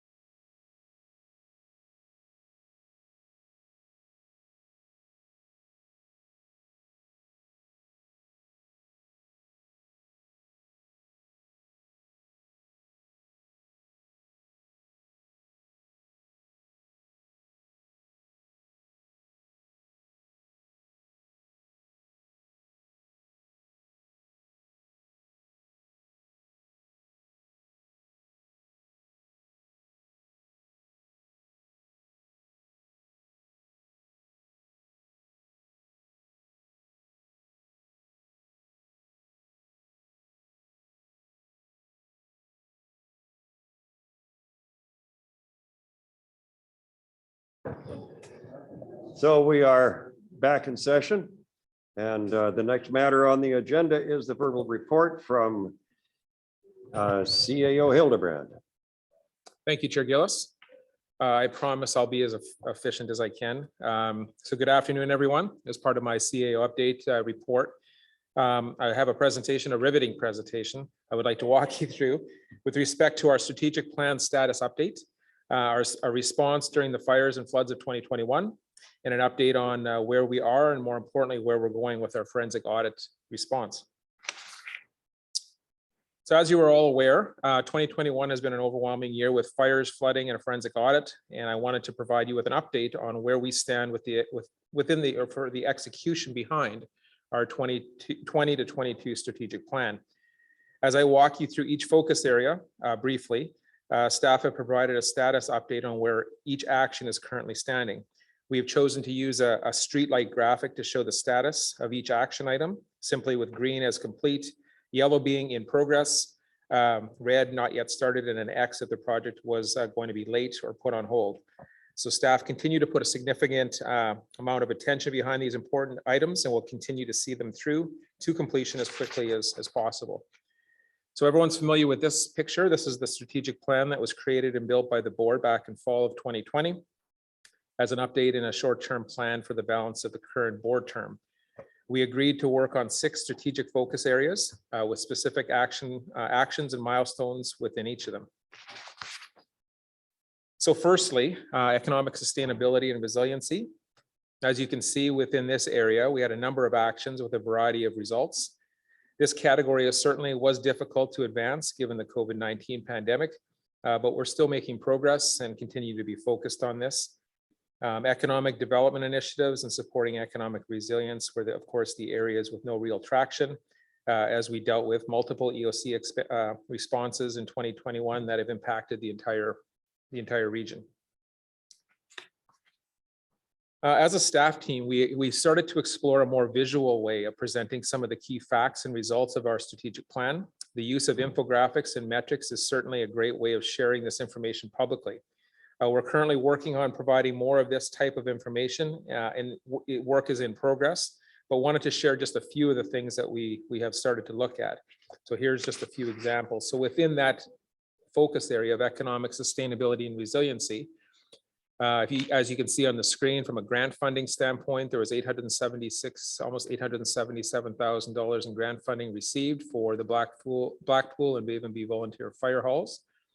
Nearly $775,000 in Canada Community Building Funds, approved by the board over 14 community projects, which you can see there on the screen.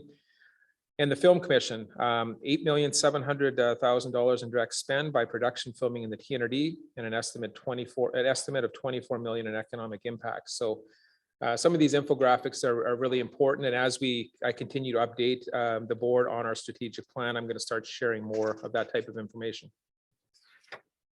So moving on to the next focus area, livability, connectivity, and infrastructure. Certainly some strong results in this category with many things in progress and a number of completed actions. The RIH Phase 3 and parking projects have yet to be advanced, as well as completing our pre-design work on the Wavenby water treatment plant, but they remain on the horizon as plans and funding become available. So overall, decent results within that category. Thirdly, strategic relationships and partnerships.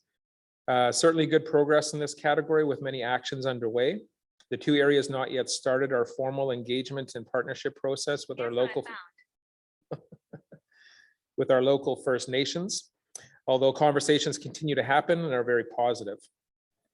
Succession planning strategy is also something that we need to start working on, but I'm very comfortable with making the progress in 2022. Our 4th strategic focus area is dynamic communication and branding.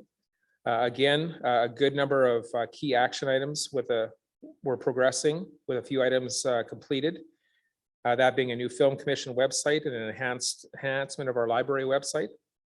We talked about creating and distributing a semi-annual newsletter, and I feel also that we're going to make progress towards this in the future. Unfortunately, we just didn't have the time or resources in 2021 to make that a reality, but it's something we are going to seriously take a look at this year. So emergency planning and response is where we spent most of our time. This core category, as you know, was our focus this year, with the response being the primary focus. The planning side is where we need to spend our time in the near future, as these unfortunate emergency events will continue to be a part of our work. Enhancing our planning, partnerships, communication, and training with our municipalities, First Nation partners will only help us improve this important category. Our EOC teams and leadership have stepped up in 2021 and continue to do a great job. Many of our actions are in progress, but this will continue to be a significant area of focus for the TNRD. So that said, again, I also wanted to share just a few infographics around our 2021 emergency planning and response metrics. So 2021 wildfires, the province declared 67 wildfires of note. A wildfire that is particularly visible and imposing a threat. Within the TNRD, there were 17 of those fires of note. They burned thousands and thousands of hectares, as you can see in the chart to the top right. Wildfires resulted in 100 evacuation orders and 193 evacuation alerts in the TNRD. At least 3,641 homes were evacuated and 6,695 homes were on evacuation alert. Shifting now to flooding. Flood events in November resulted in 13 evacuation orders impacting 162 properties. Flood events also resulted in 9 evacuation alerts impacting 2,800 properties. Our Emergency Operations Center, we had 60 staff that worked in that TNRD EOC, working more than 11,000 hours and upwards of 75 consecutive days, and it continues to go on with our flooding response to this day. Just a few more updates. The Resiliency Center, 143 days in Kamloops in 2 different locations. This was an important for our community members. Emergency training due to COVID-19 restrictions and other challenges.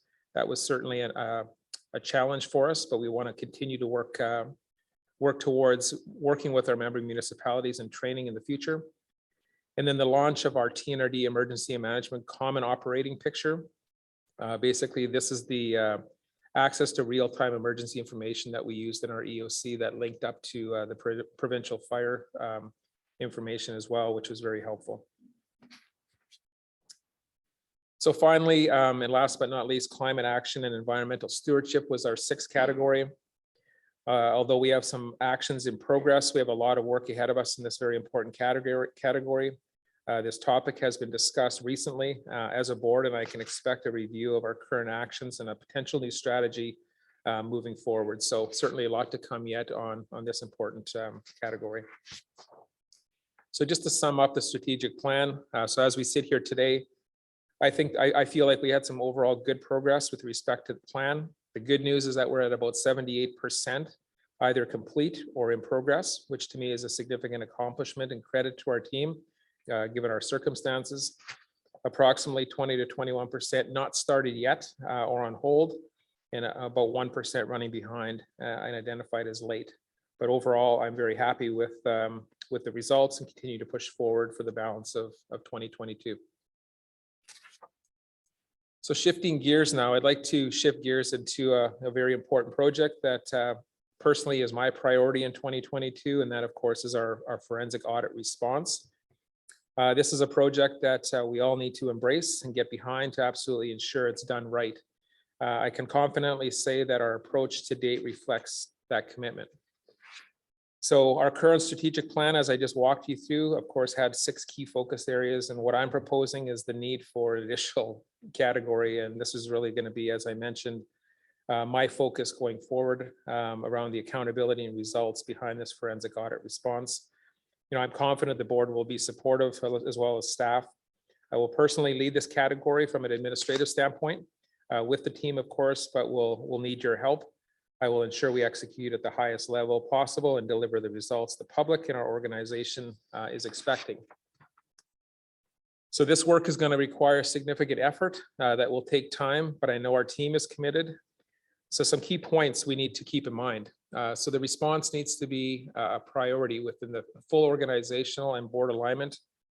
We need to be on the same page. It'll require significant change, effort, training for the organization. We need to be fully transparent and show consistent progress. Public resources and information need to be made available. And then most importantly, we need to provide regular public updates on progress. So how are we going to do that? So to date, we have publicly shared the TNRD forensic response document that you see on the screen as recently as last board meeting. This takes the 65 BDO recommendations within the 18 key weakness areas and provides some information on what we have already done and the progress we are making. This document will continue to be shared on a regular basis. Internally, staff have been working hard on preparing a plan on how we will execute this in a very effective and efficient way. We have prioritized 65 recommendations in collaboration with BDO to ensure we have the right focus. We have set up a steering committee to lead this response and the associated changes. The steering committee is made up of myself, the corporate officer, the CFO, finance supervisor, the general manager of human resources, and the executive assistant to the CAO and the board. This is simply a snapshot of some of the work that we've started so far. This is just another snapshot that really kind of talks about some of the BDO priorities and the recommendations, and it also has timelines and kind of outcomes that we were working on. We have also taken it a step further, and as a steering committee have identified task owners that will lead these individual changes and take full accountability to make sure we stay on track. So there's task owners, we're going to ensure that we have a task, the status of each task, and then of course the percentage complete. So this will be another update that we'll be providing on a regular basis. So and then finally, another critical part of this response is our public communication and transparency. Thanks to an amazing technical team that have pulled together what I think is an important public-facing resource that will be live on our website, and that's the Forensic Audit Response and Results website. The webpage, as demonstrated to the steering committee last week, is ready to be made public. We are planning on a soft launch today. The link to the new website is currently found under the Stay Connected tab on our website.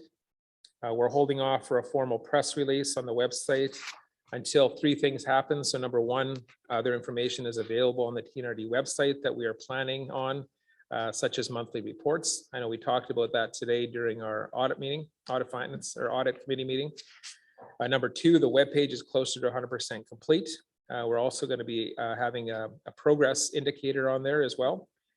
And then the new header called Accountability that will be added to our website, which will take people to these new web pages to share this information. So all work is in progress and coming together very quickly. So just a few of the slides, screenshots. The web page will describe how we're taking action. It'll highlight our timelines and progress. And it'll also share some quick facts about how the forensic audit is going to evolve as we work through this. So in short, I'd like to say that this public resource will serve as a landing zone for the public to see how the TNRD is putting the forensic audit report into action.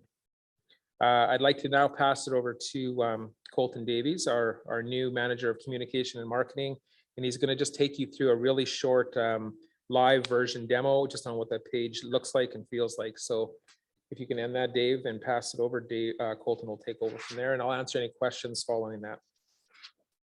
Okay. Thank you, Scott. Much appreciated. I'll just share my screen here.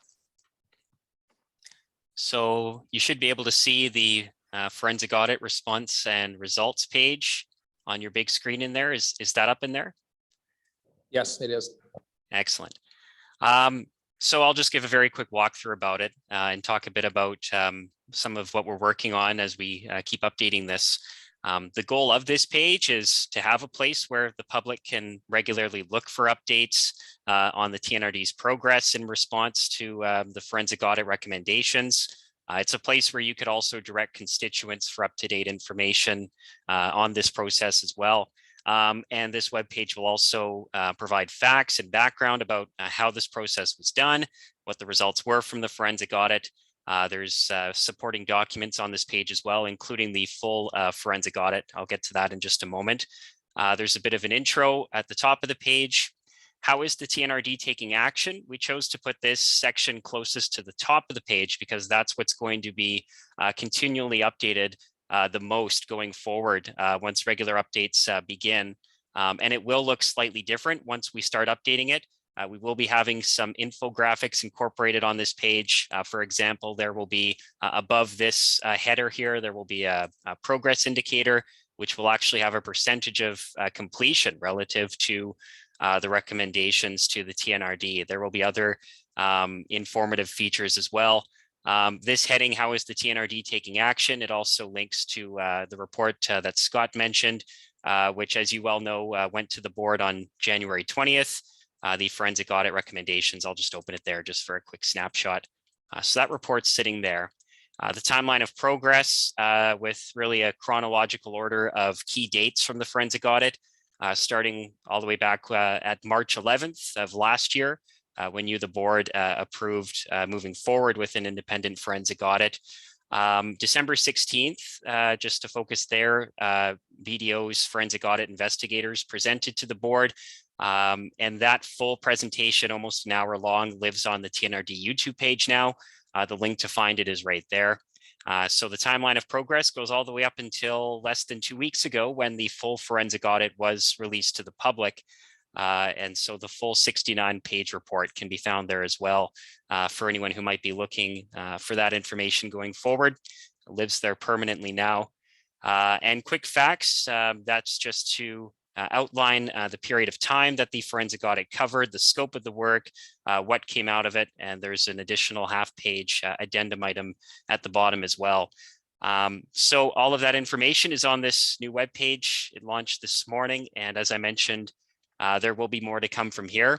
I'm just going to quickly go back to the front of the TNRD website just to reiterate how to get there. On your desktop, you would hover over Stay Connected, and right now it's sitting at the bottom of the tab there. On your mobile device, you would click on Stay Connected, and that would pop up. And at least for the time being, if you were to scroll down closer to the bottom of the page to make it even easier to find, we've linked it on the bottom left here. So you could click on Learn More or this photo, and it will take you to the exact same web page.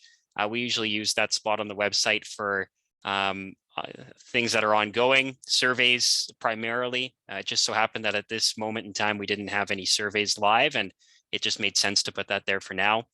Scott mentioned there will be more coming out, and we're expecting that eventually the forensic audit response and results page will move under a parent page that will go live here. He touched on some of the reports that will be included there as well, so that will still be a one-stop shop. So we're just working on getting all of that together at this point. So that's all I have for now. Thank you. Thank you, Colton. So Chair Gillis, I'll pass it back to you if there's any questions for me. Thank you. Are there any questions for Mr. Hildebrandt? Sergeant, I'm sorry, Director Singh. Thank you, Ken, Chair Gillis. Mr. Hildebrandt, I know that the forensic audit has taken up a lot of your and senior staff time over the last little while. How do you see this transitioning now? Because I guess we've obviously seen is that other very important things in the Real District have not been given enough attention, rightly so, because you're working on the audit. Now the audit's done, the recommendations are with us, and even have forensic audit on the webpage. I'd rather have accountability because forensic audit's done. Accountability is really what we want to talk about, right? So we keep on talking about the audit. It just kind of reinforces this kind of toxic sort of discussion we've been kind of having in some ways, right? I'd rather it be a positive forward-facing thing. And I'd rather that my personal view is that we need to get on with the other work that has to be done in the region. So that becomes to so many different things. And so how do you see that transitioning, and how do you see us we can kind of get out of this sort of looking back and maybe looking forward in terms of, and maybe having a broader comment around not forensic audit, but around accountability, integrity, ethics. Those are things we're kind of looking to kind of have happen, I think, right? Through you, Mr. Chair, to Director Singh, I think that is our focus. It's going to say accountability on there. And although we need to, I think, earn back some trust and share kind of some of the steps we've taken in order to get to this point, I think the shorter or midterm and long-term plan will be that of accountability that you're talking about and some of the good things that we've talked about. So And I would just say, if people don't know what steps we've taken so far, they've been living under a rock. I mean, like, we've been doing a lot of things which have been publicly out there for months now, right? So I think, yeah, we have to back trust for sure. I think we've been in the process for like the last 2 years. So again, I might want to belabor the point, but all I'm saying is that when I see, the majority of the presentation talking about strategic planning, again, focusing on a forensic audit, it's not, in my mind, balanced in that sense, right? There's no disrespect meant there. I'm saying we have to get into like, emergency management, rural planning, economic development, right? All the things that we've been doing. yeah, so our strategic plan will continue to move forward, and we've shown, I think, that through some really challenging times in 2021. So that will be the focus, but I think we also need to demonstrate the changes that we're making and making sure that the 65 recommendations are in full, and they're not going to end after a few months. They're going to go ongoing. So certainly that balance is a point well taken. Thank you, Director Laird. Oh, yeah, I'm sorry. Director Stamer? Thank you, Mr. Chair. Yeah, just to add on to what Director Singh was mentioning is that, I mean, it basically, you're right, and is that we're moving forward. And I think Mr. Hildebrandt just mentioned what I was going to talk about is that, we're talking about the strategic planning and we're talking about all the good things that are involved in the TNRD. And I think with the way the website is looking right now, I think we want it to be more as easy to use as it is right now. And with the Stay Connected and having people know how to be able to use those links, we're going to be prepared going forward, whether it is for emergency preparedness or whether it is planning or all these other kinds of things. And I think that these are some of the steps that we can take. So we can talk about the audit right now, but as we're going forward, we're going to be able to show people what this audit has been able to do for us, the positives. And that's really what we should be talking about.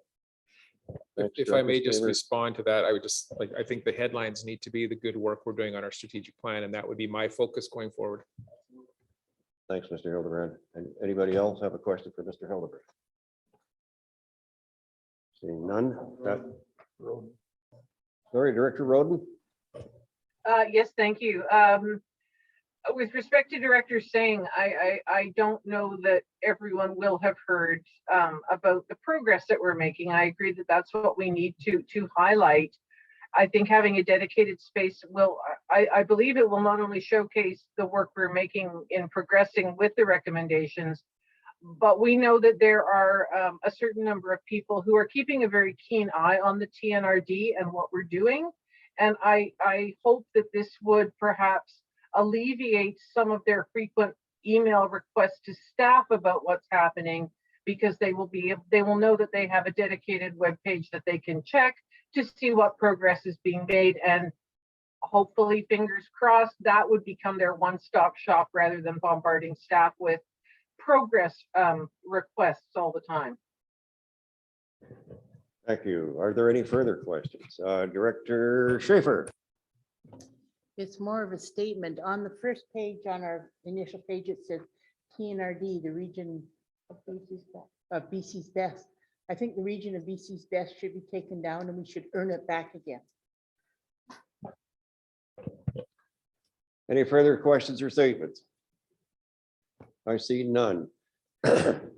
That brings us to 8.1.3. There's a contract award for an engineering design and construction, Black Pines Community Water System, and there's a recommendation. Moved and seconded. Is there any discussion? Director Rothenberger?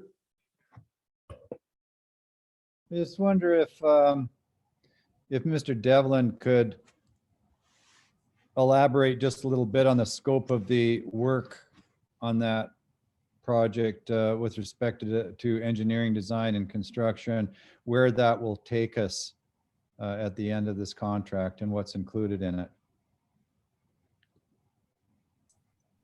Is Mr. Devlin with us? I am. Good.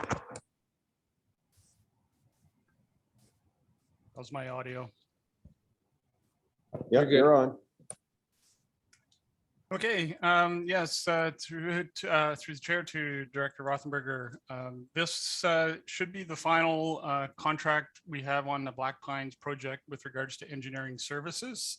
We've completed the production well drilling as you'll recall, just before Christmas, and the final reports on that are just being wrapped up as we speak. So the next stage of work, and is the most critical one, is going to be to build the infrastructure to essentially connect the new well, add disinfection and new piping to convey that water to the existing distribution system and on up to the reservoir. So what we need to do next is to prepare the detailed engineering drawings for that infrastructure and then tender a construction contract. Thanks, Mr. Devlin. Any further questions or discussion with respect to the recommendation? See none, therefore all in favor? Is anyone opposed? I see no one opposed, it's carried. That takes us to committees. Internal committees, starting off with the Audit Committee, Director Rain. It was a meeting this morning, and as soon as we approve the minutes of that meeting, they will be forwarded to the board. And our next meeting is in March. Haven't got a date for sure, but sometime around 9th of March. Thank you. Economic Development, Director Roden. No meeting, no report. Electoral Area Directors, Director Kershaw. No meeting next week, I think. Come on. Emergency Management, Director Watson. No meeting. Policy Review Committee, Director Sinclair. Thank you. We last met January 21st and the minutes are forthcoming, and our next meeting is March 23rd. Thank you. Solid Waste Management, Director Schaefer. No meeting. Invasive Plant Management, Director Kershaw. March meeting. Thank you. Thompson Regional Hospital District, Director Christian. No meeting, no report. Utility Systems, Director Elliott. Thompson Headwater Services, Director Quinn. Meeting next week on the 9th. Thank you. Wells Gray Country Services, Director Schaefer. Meeting February 15th.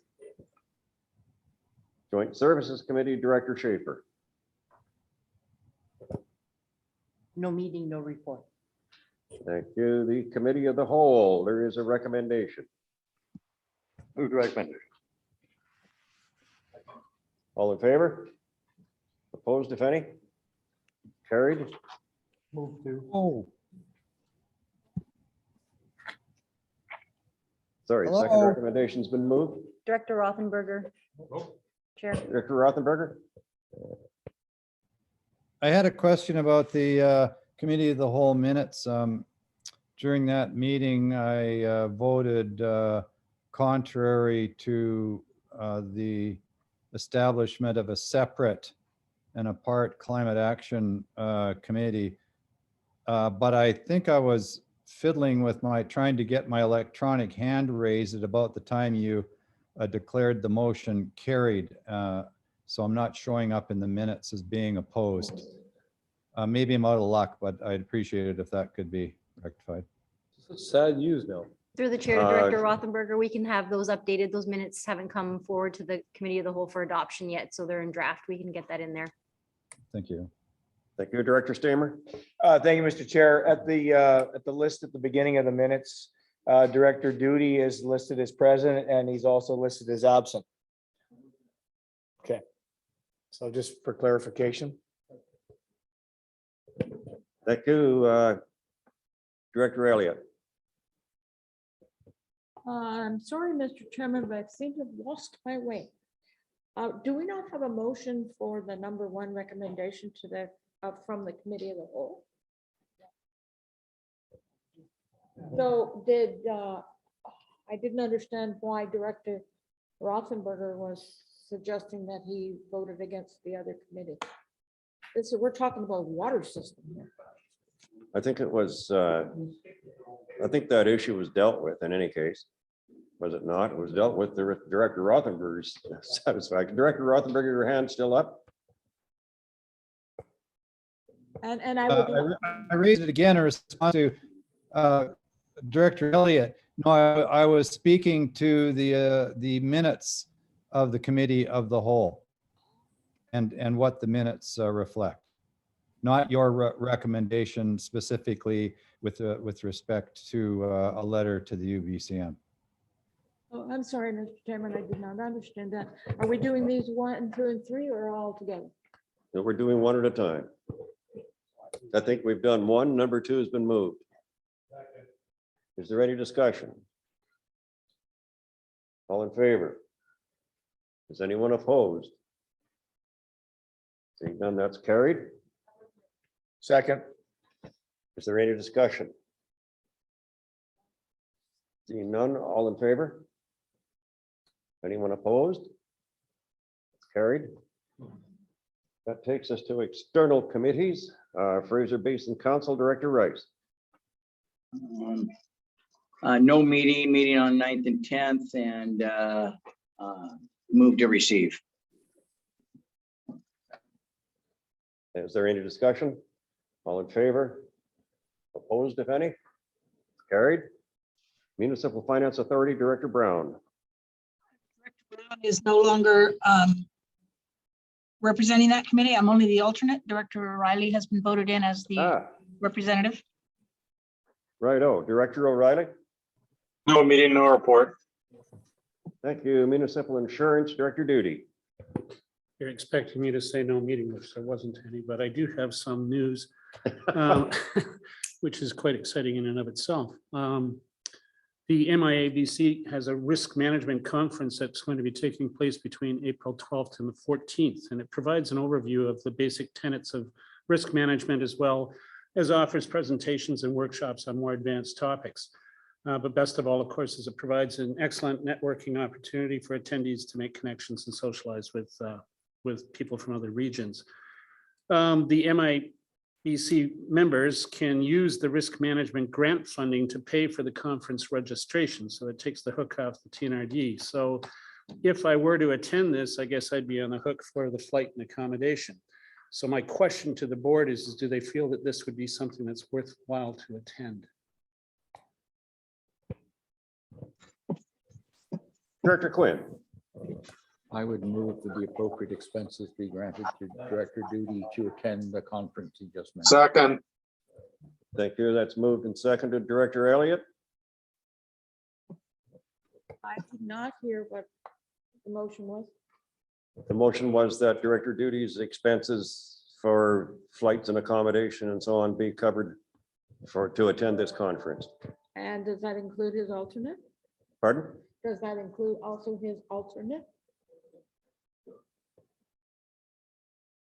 No. Well, then I would suggest that it should. If Director Duty is available to attend it, it seems to me as the representative on MIABC, then he's the one to attend. I guess if he were not capable of attending it or able to attend it, then at that point we would send the alternate. But as things stand, one person gets sent. Do we have a policy that says that, Mr. Chair?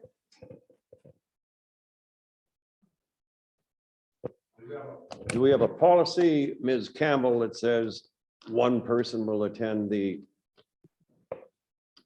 Chair Gillis, no, conventions or whatever? no, not that I'm aware of. It sounds like Director Duty is just asking if it would be appropriate for him to attend. I'm this sorry? hearing.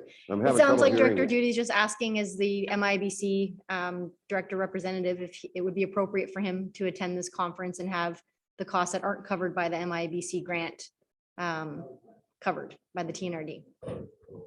Thank you, Mr. Chairman. It would just seem to me that if we only send one person that represents this area, and we have two basically on our committee. I mean, I know we have an alternate, but we need to get information going and suggest that we educate our directors better than we have been doing. And one of the things would be to send them both.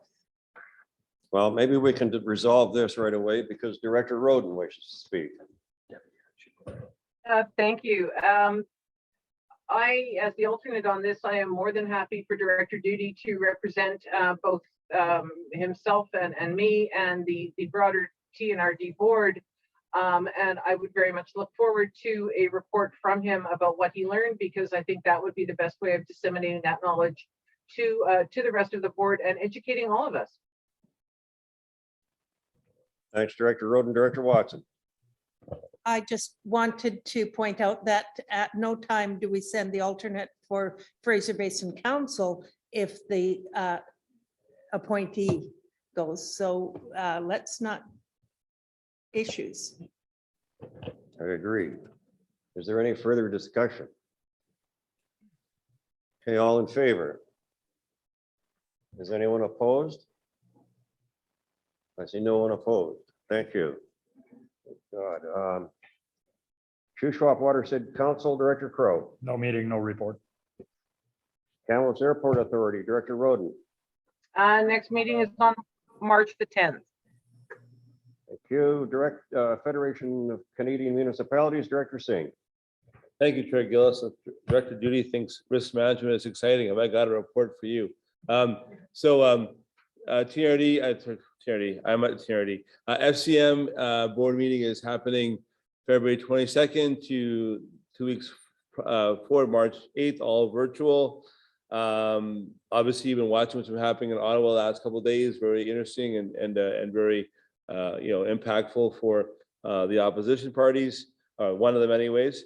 There's two things to sort of note for the board at this time before the meeting finishes. I'll have a report after the meetings.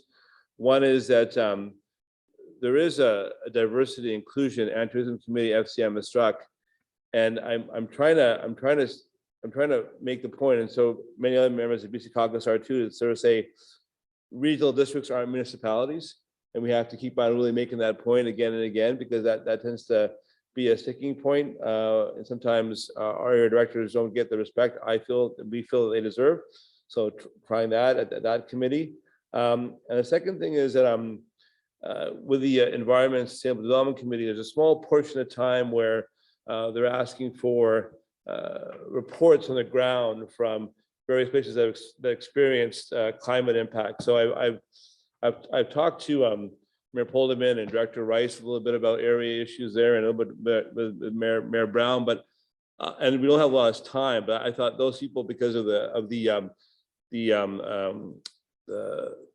public attention on Lytton and Lytton area, and that interest might be there.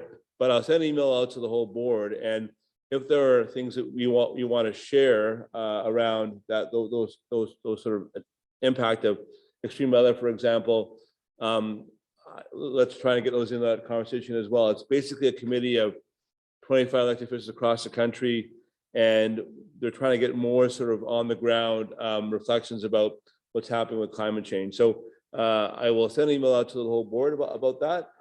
I've got a very short window to help get it organized, like about 2 or 3 weeks here before the actual meeting. So that's what I'll for the board of now, and then after it's over, obviously I'll give you that report after the meetings are over. Thank you, Chair Gillis. Thanks, Director Singh. Director Quinn. Thank you. Through the chair to Director Singh.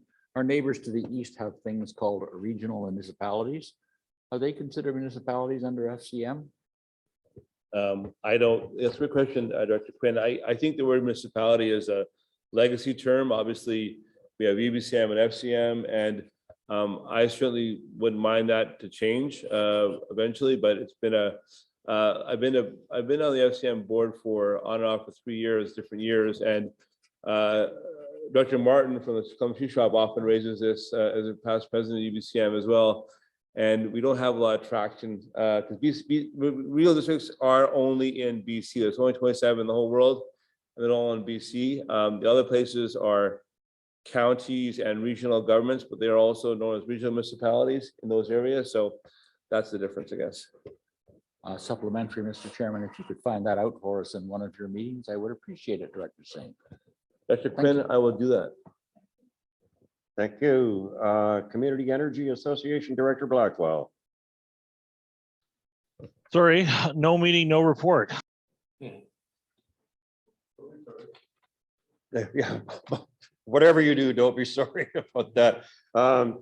Information only correspondence. There's a letter from Devin Rotsiter, And I think Mr. Hildebrand wishes to update us on that.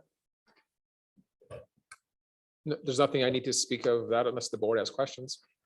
Move for information always. Is there any discussion? All in favor? Opposed, if any?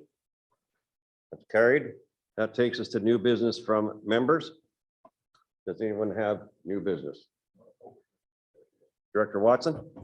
Yes, when I go to the TNRD page and I go to agendas and minutes, the upcoming meetings and the past meetings don't make note of any special closed meetings. And I think that that's very odd. I can't figure out why. Ms. Campbell? Through the chair to Director Watson. We don't publicly post our special, any closed agendas or any closed minutes for confidentiality reasons. And we always have notice posted on our website. There is a special meeting notice up there right now. So that's the requirement that we give public notice, and it is up on the website, but of course we just don't post our agendas or our minutes. And when we're having a regular closed meeting, such as we are this afternoon, that notice is given by way of the regular agenda where there's a motion to move into close on the agenda. Thank you. Is there any further new business from members? So Director Rice? Hold on. Okay, you got me there. It says you cannot move a video while someone has their hand raised. I've never seen that before. Anyways, yeah, it's just been a long, windy road, and I'm going to bring this up under new business because I've been struggling with a lot of things, as we all know, this being one of them. And I have had my concerns, and please, because this is really difficult for me. It's really difficult for me. So please let me at least get through what I have to say, and then without interruption, and then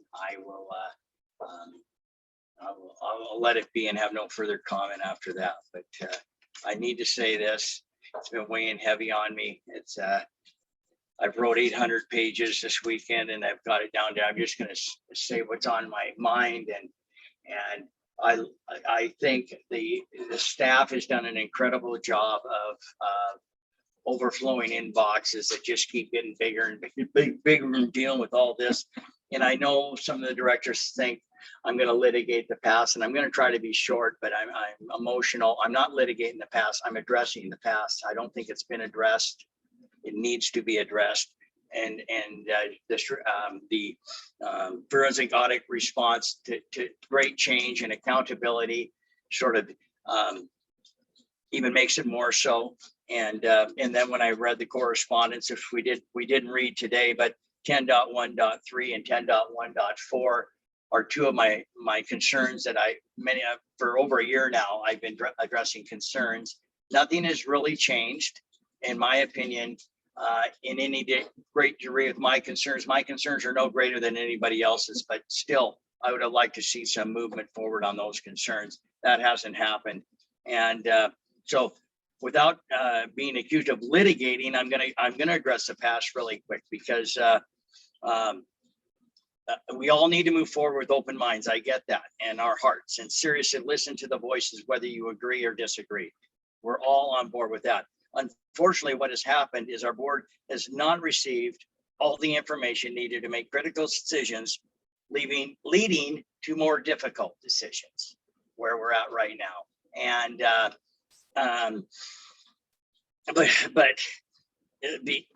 but these questions, these decisions that are being made, what is shared with the board, I suggest if there's any question, it should be up to the board to just make that answer, not the chair. And that's where I have some struggles here.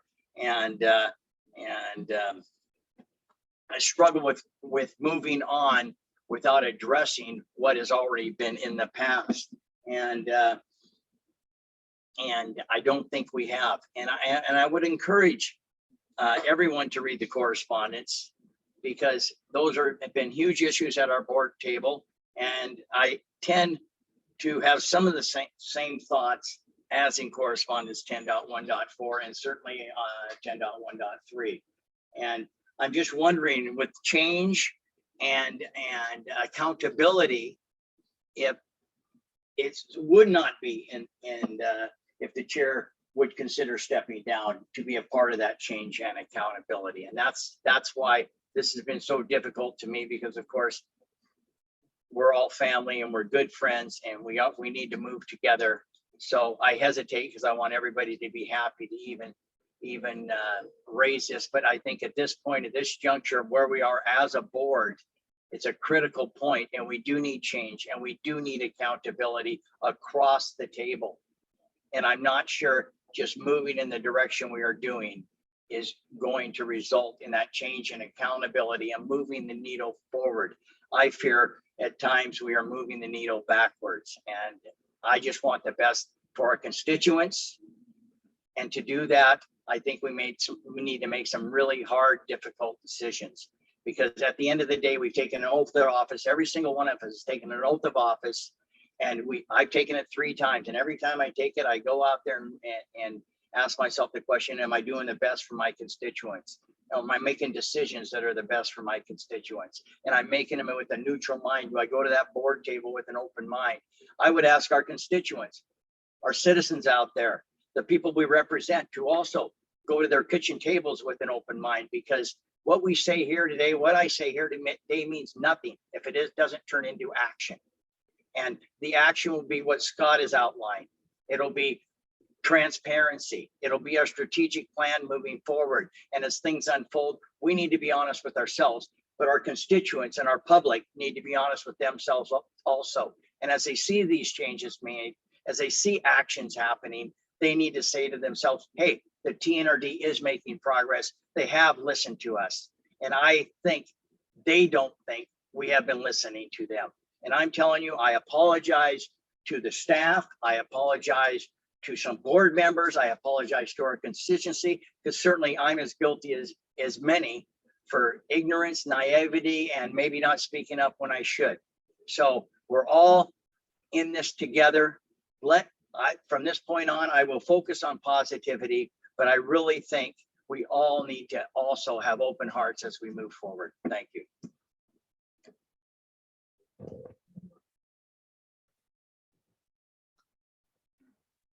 Is there any further new business from members? Seeing none, we will move on. Sorry, Director Bass, I didn't see your hand up. I'm not sure this is new business, but I just wanted to thank Director Rice for what he just said. It was obviously painful for him. It was painful to hear. I agree with him. And I think he's given us all something to think about. I mean, I have been concerned for quite a while. I was concerned when I read some things in the paper that the chair said that were discussed in a closed meeting. I think somebody's finally said what we've all been thinking. We have to talk about this, and somehow we have to go home tonight and think about this, I guess, and decide what we're going to do. But I wanted to thank him because that was a ballsy thing to do. Is there any further new business? See, Director Watson. I would suggest that the right place to talk about this would be at the upcoming special closed board meeting. Maybe we could do that before I have to leave the room.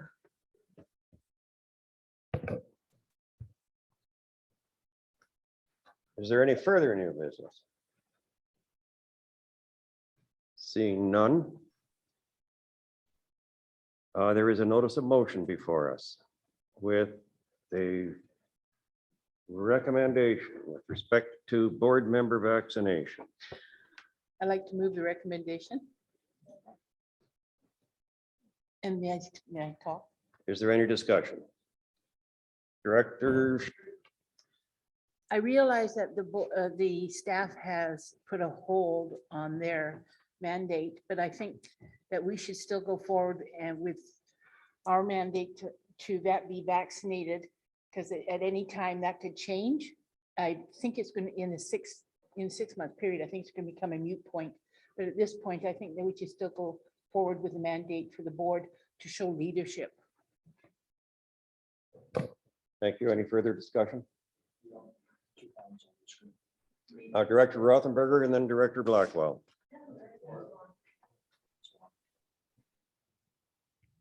Mr. Chair,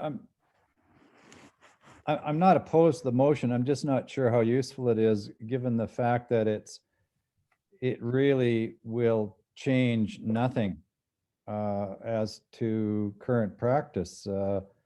Director Tallarico is attending by Zoom. Whenever Director Walsh is an alternate, he attends by Zoom. So that's the moot point. We're doing what's requested by the motion through practice, and the motion doesn't really reinforce or change that, and I don't think it would. I wonder if Director Schaefer might have other thoughts on that to explain to me. Director Schaefer? I just feel that we should be showing leadership and we should do it because right now, like I said, that the staff has put a hold on it for now, but it can change at any time. And I also think that if we don't do this, then people that aren't vaccinated have every right to come to the board meeting. There's nothing stopping them. It's just a practice. Thank you, Director Blackwell. I'll withdraw my comment for now. Thank you, Director Swan. Thank you, Chair Gillis. Just a question through you to the staff. Do members of the public have to be vaccinated in order to enter TNRD buildings? No, they do not. So then why would we make it an obligation for our own board members to be vaccinated if members of the public can walk in at any time without being vaccinated? To me, that just doesn't make sense. I will not be supporting this motion. Thank you, Director Stamer. Thank you, Mr. Chair. I was just looking at the regs and maybe to answer Director Swan's question. This is a public gathering, and to have a public gathering, you have to be vaccinated. So Ms. Campbell? Through the chair to Director Swan and to Director Stamer. Ms. Campbell? So through the chair to Director Swan and Director Stamer, we can't legally force the public to be vaccinated. It's their right to be able to access their elected officials and to be able to access a board or a council meeting. So the guidance from the ministry and from the public health officer is that we cannot ask that the public, when attending a public council or board meeting, be vaccinated. Director Rothenberger.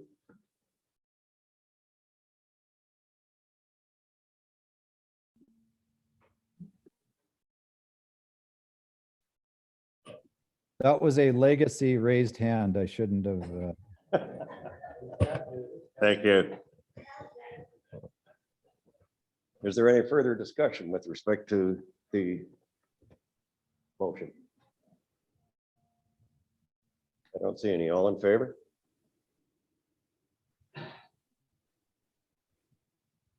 One, two, three, 4, 5, 7, 8, 9, 10, 12, 13, 14, 15. I think. Is your hand up, Director Smith? Yeah, the motion is carried. Who was opposed? You have Director Rain, Director Roden, Director Tallarico, Director Blackwell, Director Swan. Have I got everybody? Director Rice, sorry. Director O'Reilly. Have I missed anyone? Director Watson? Is that everybody opposed? Thank you. It's carried. That takes us to question period. Are there any questions from the public?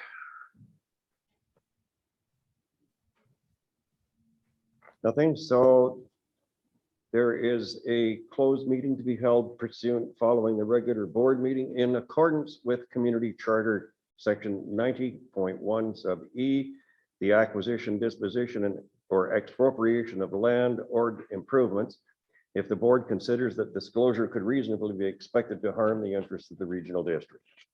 So moved. So we're in closed session, and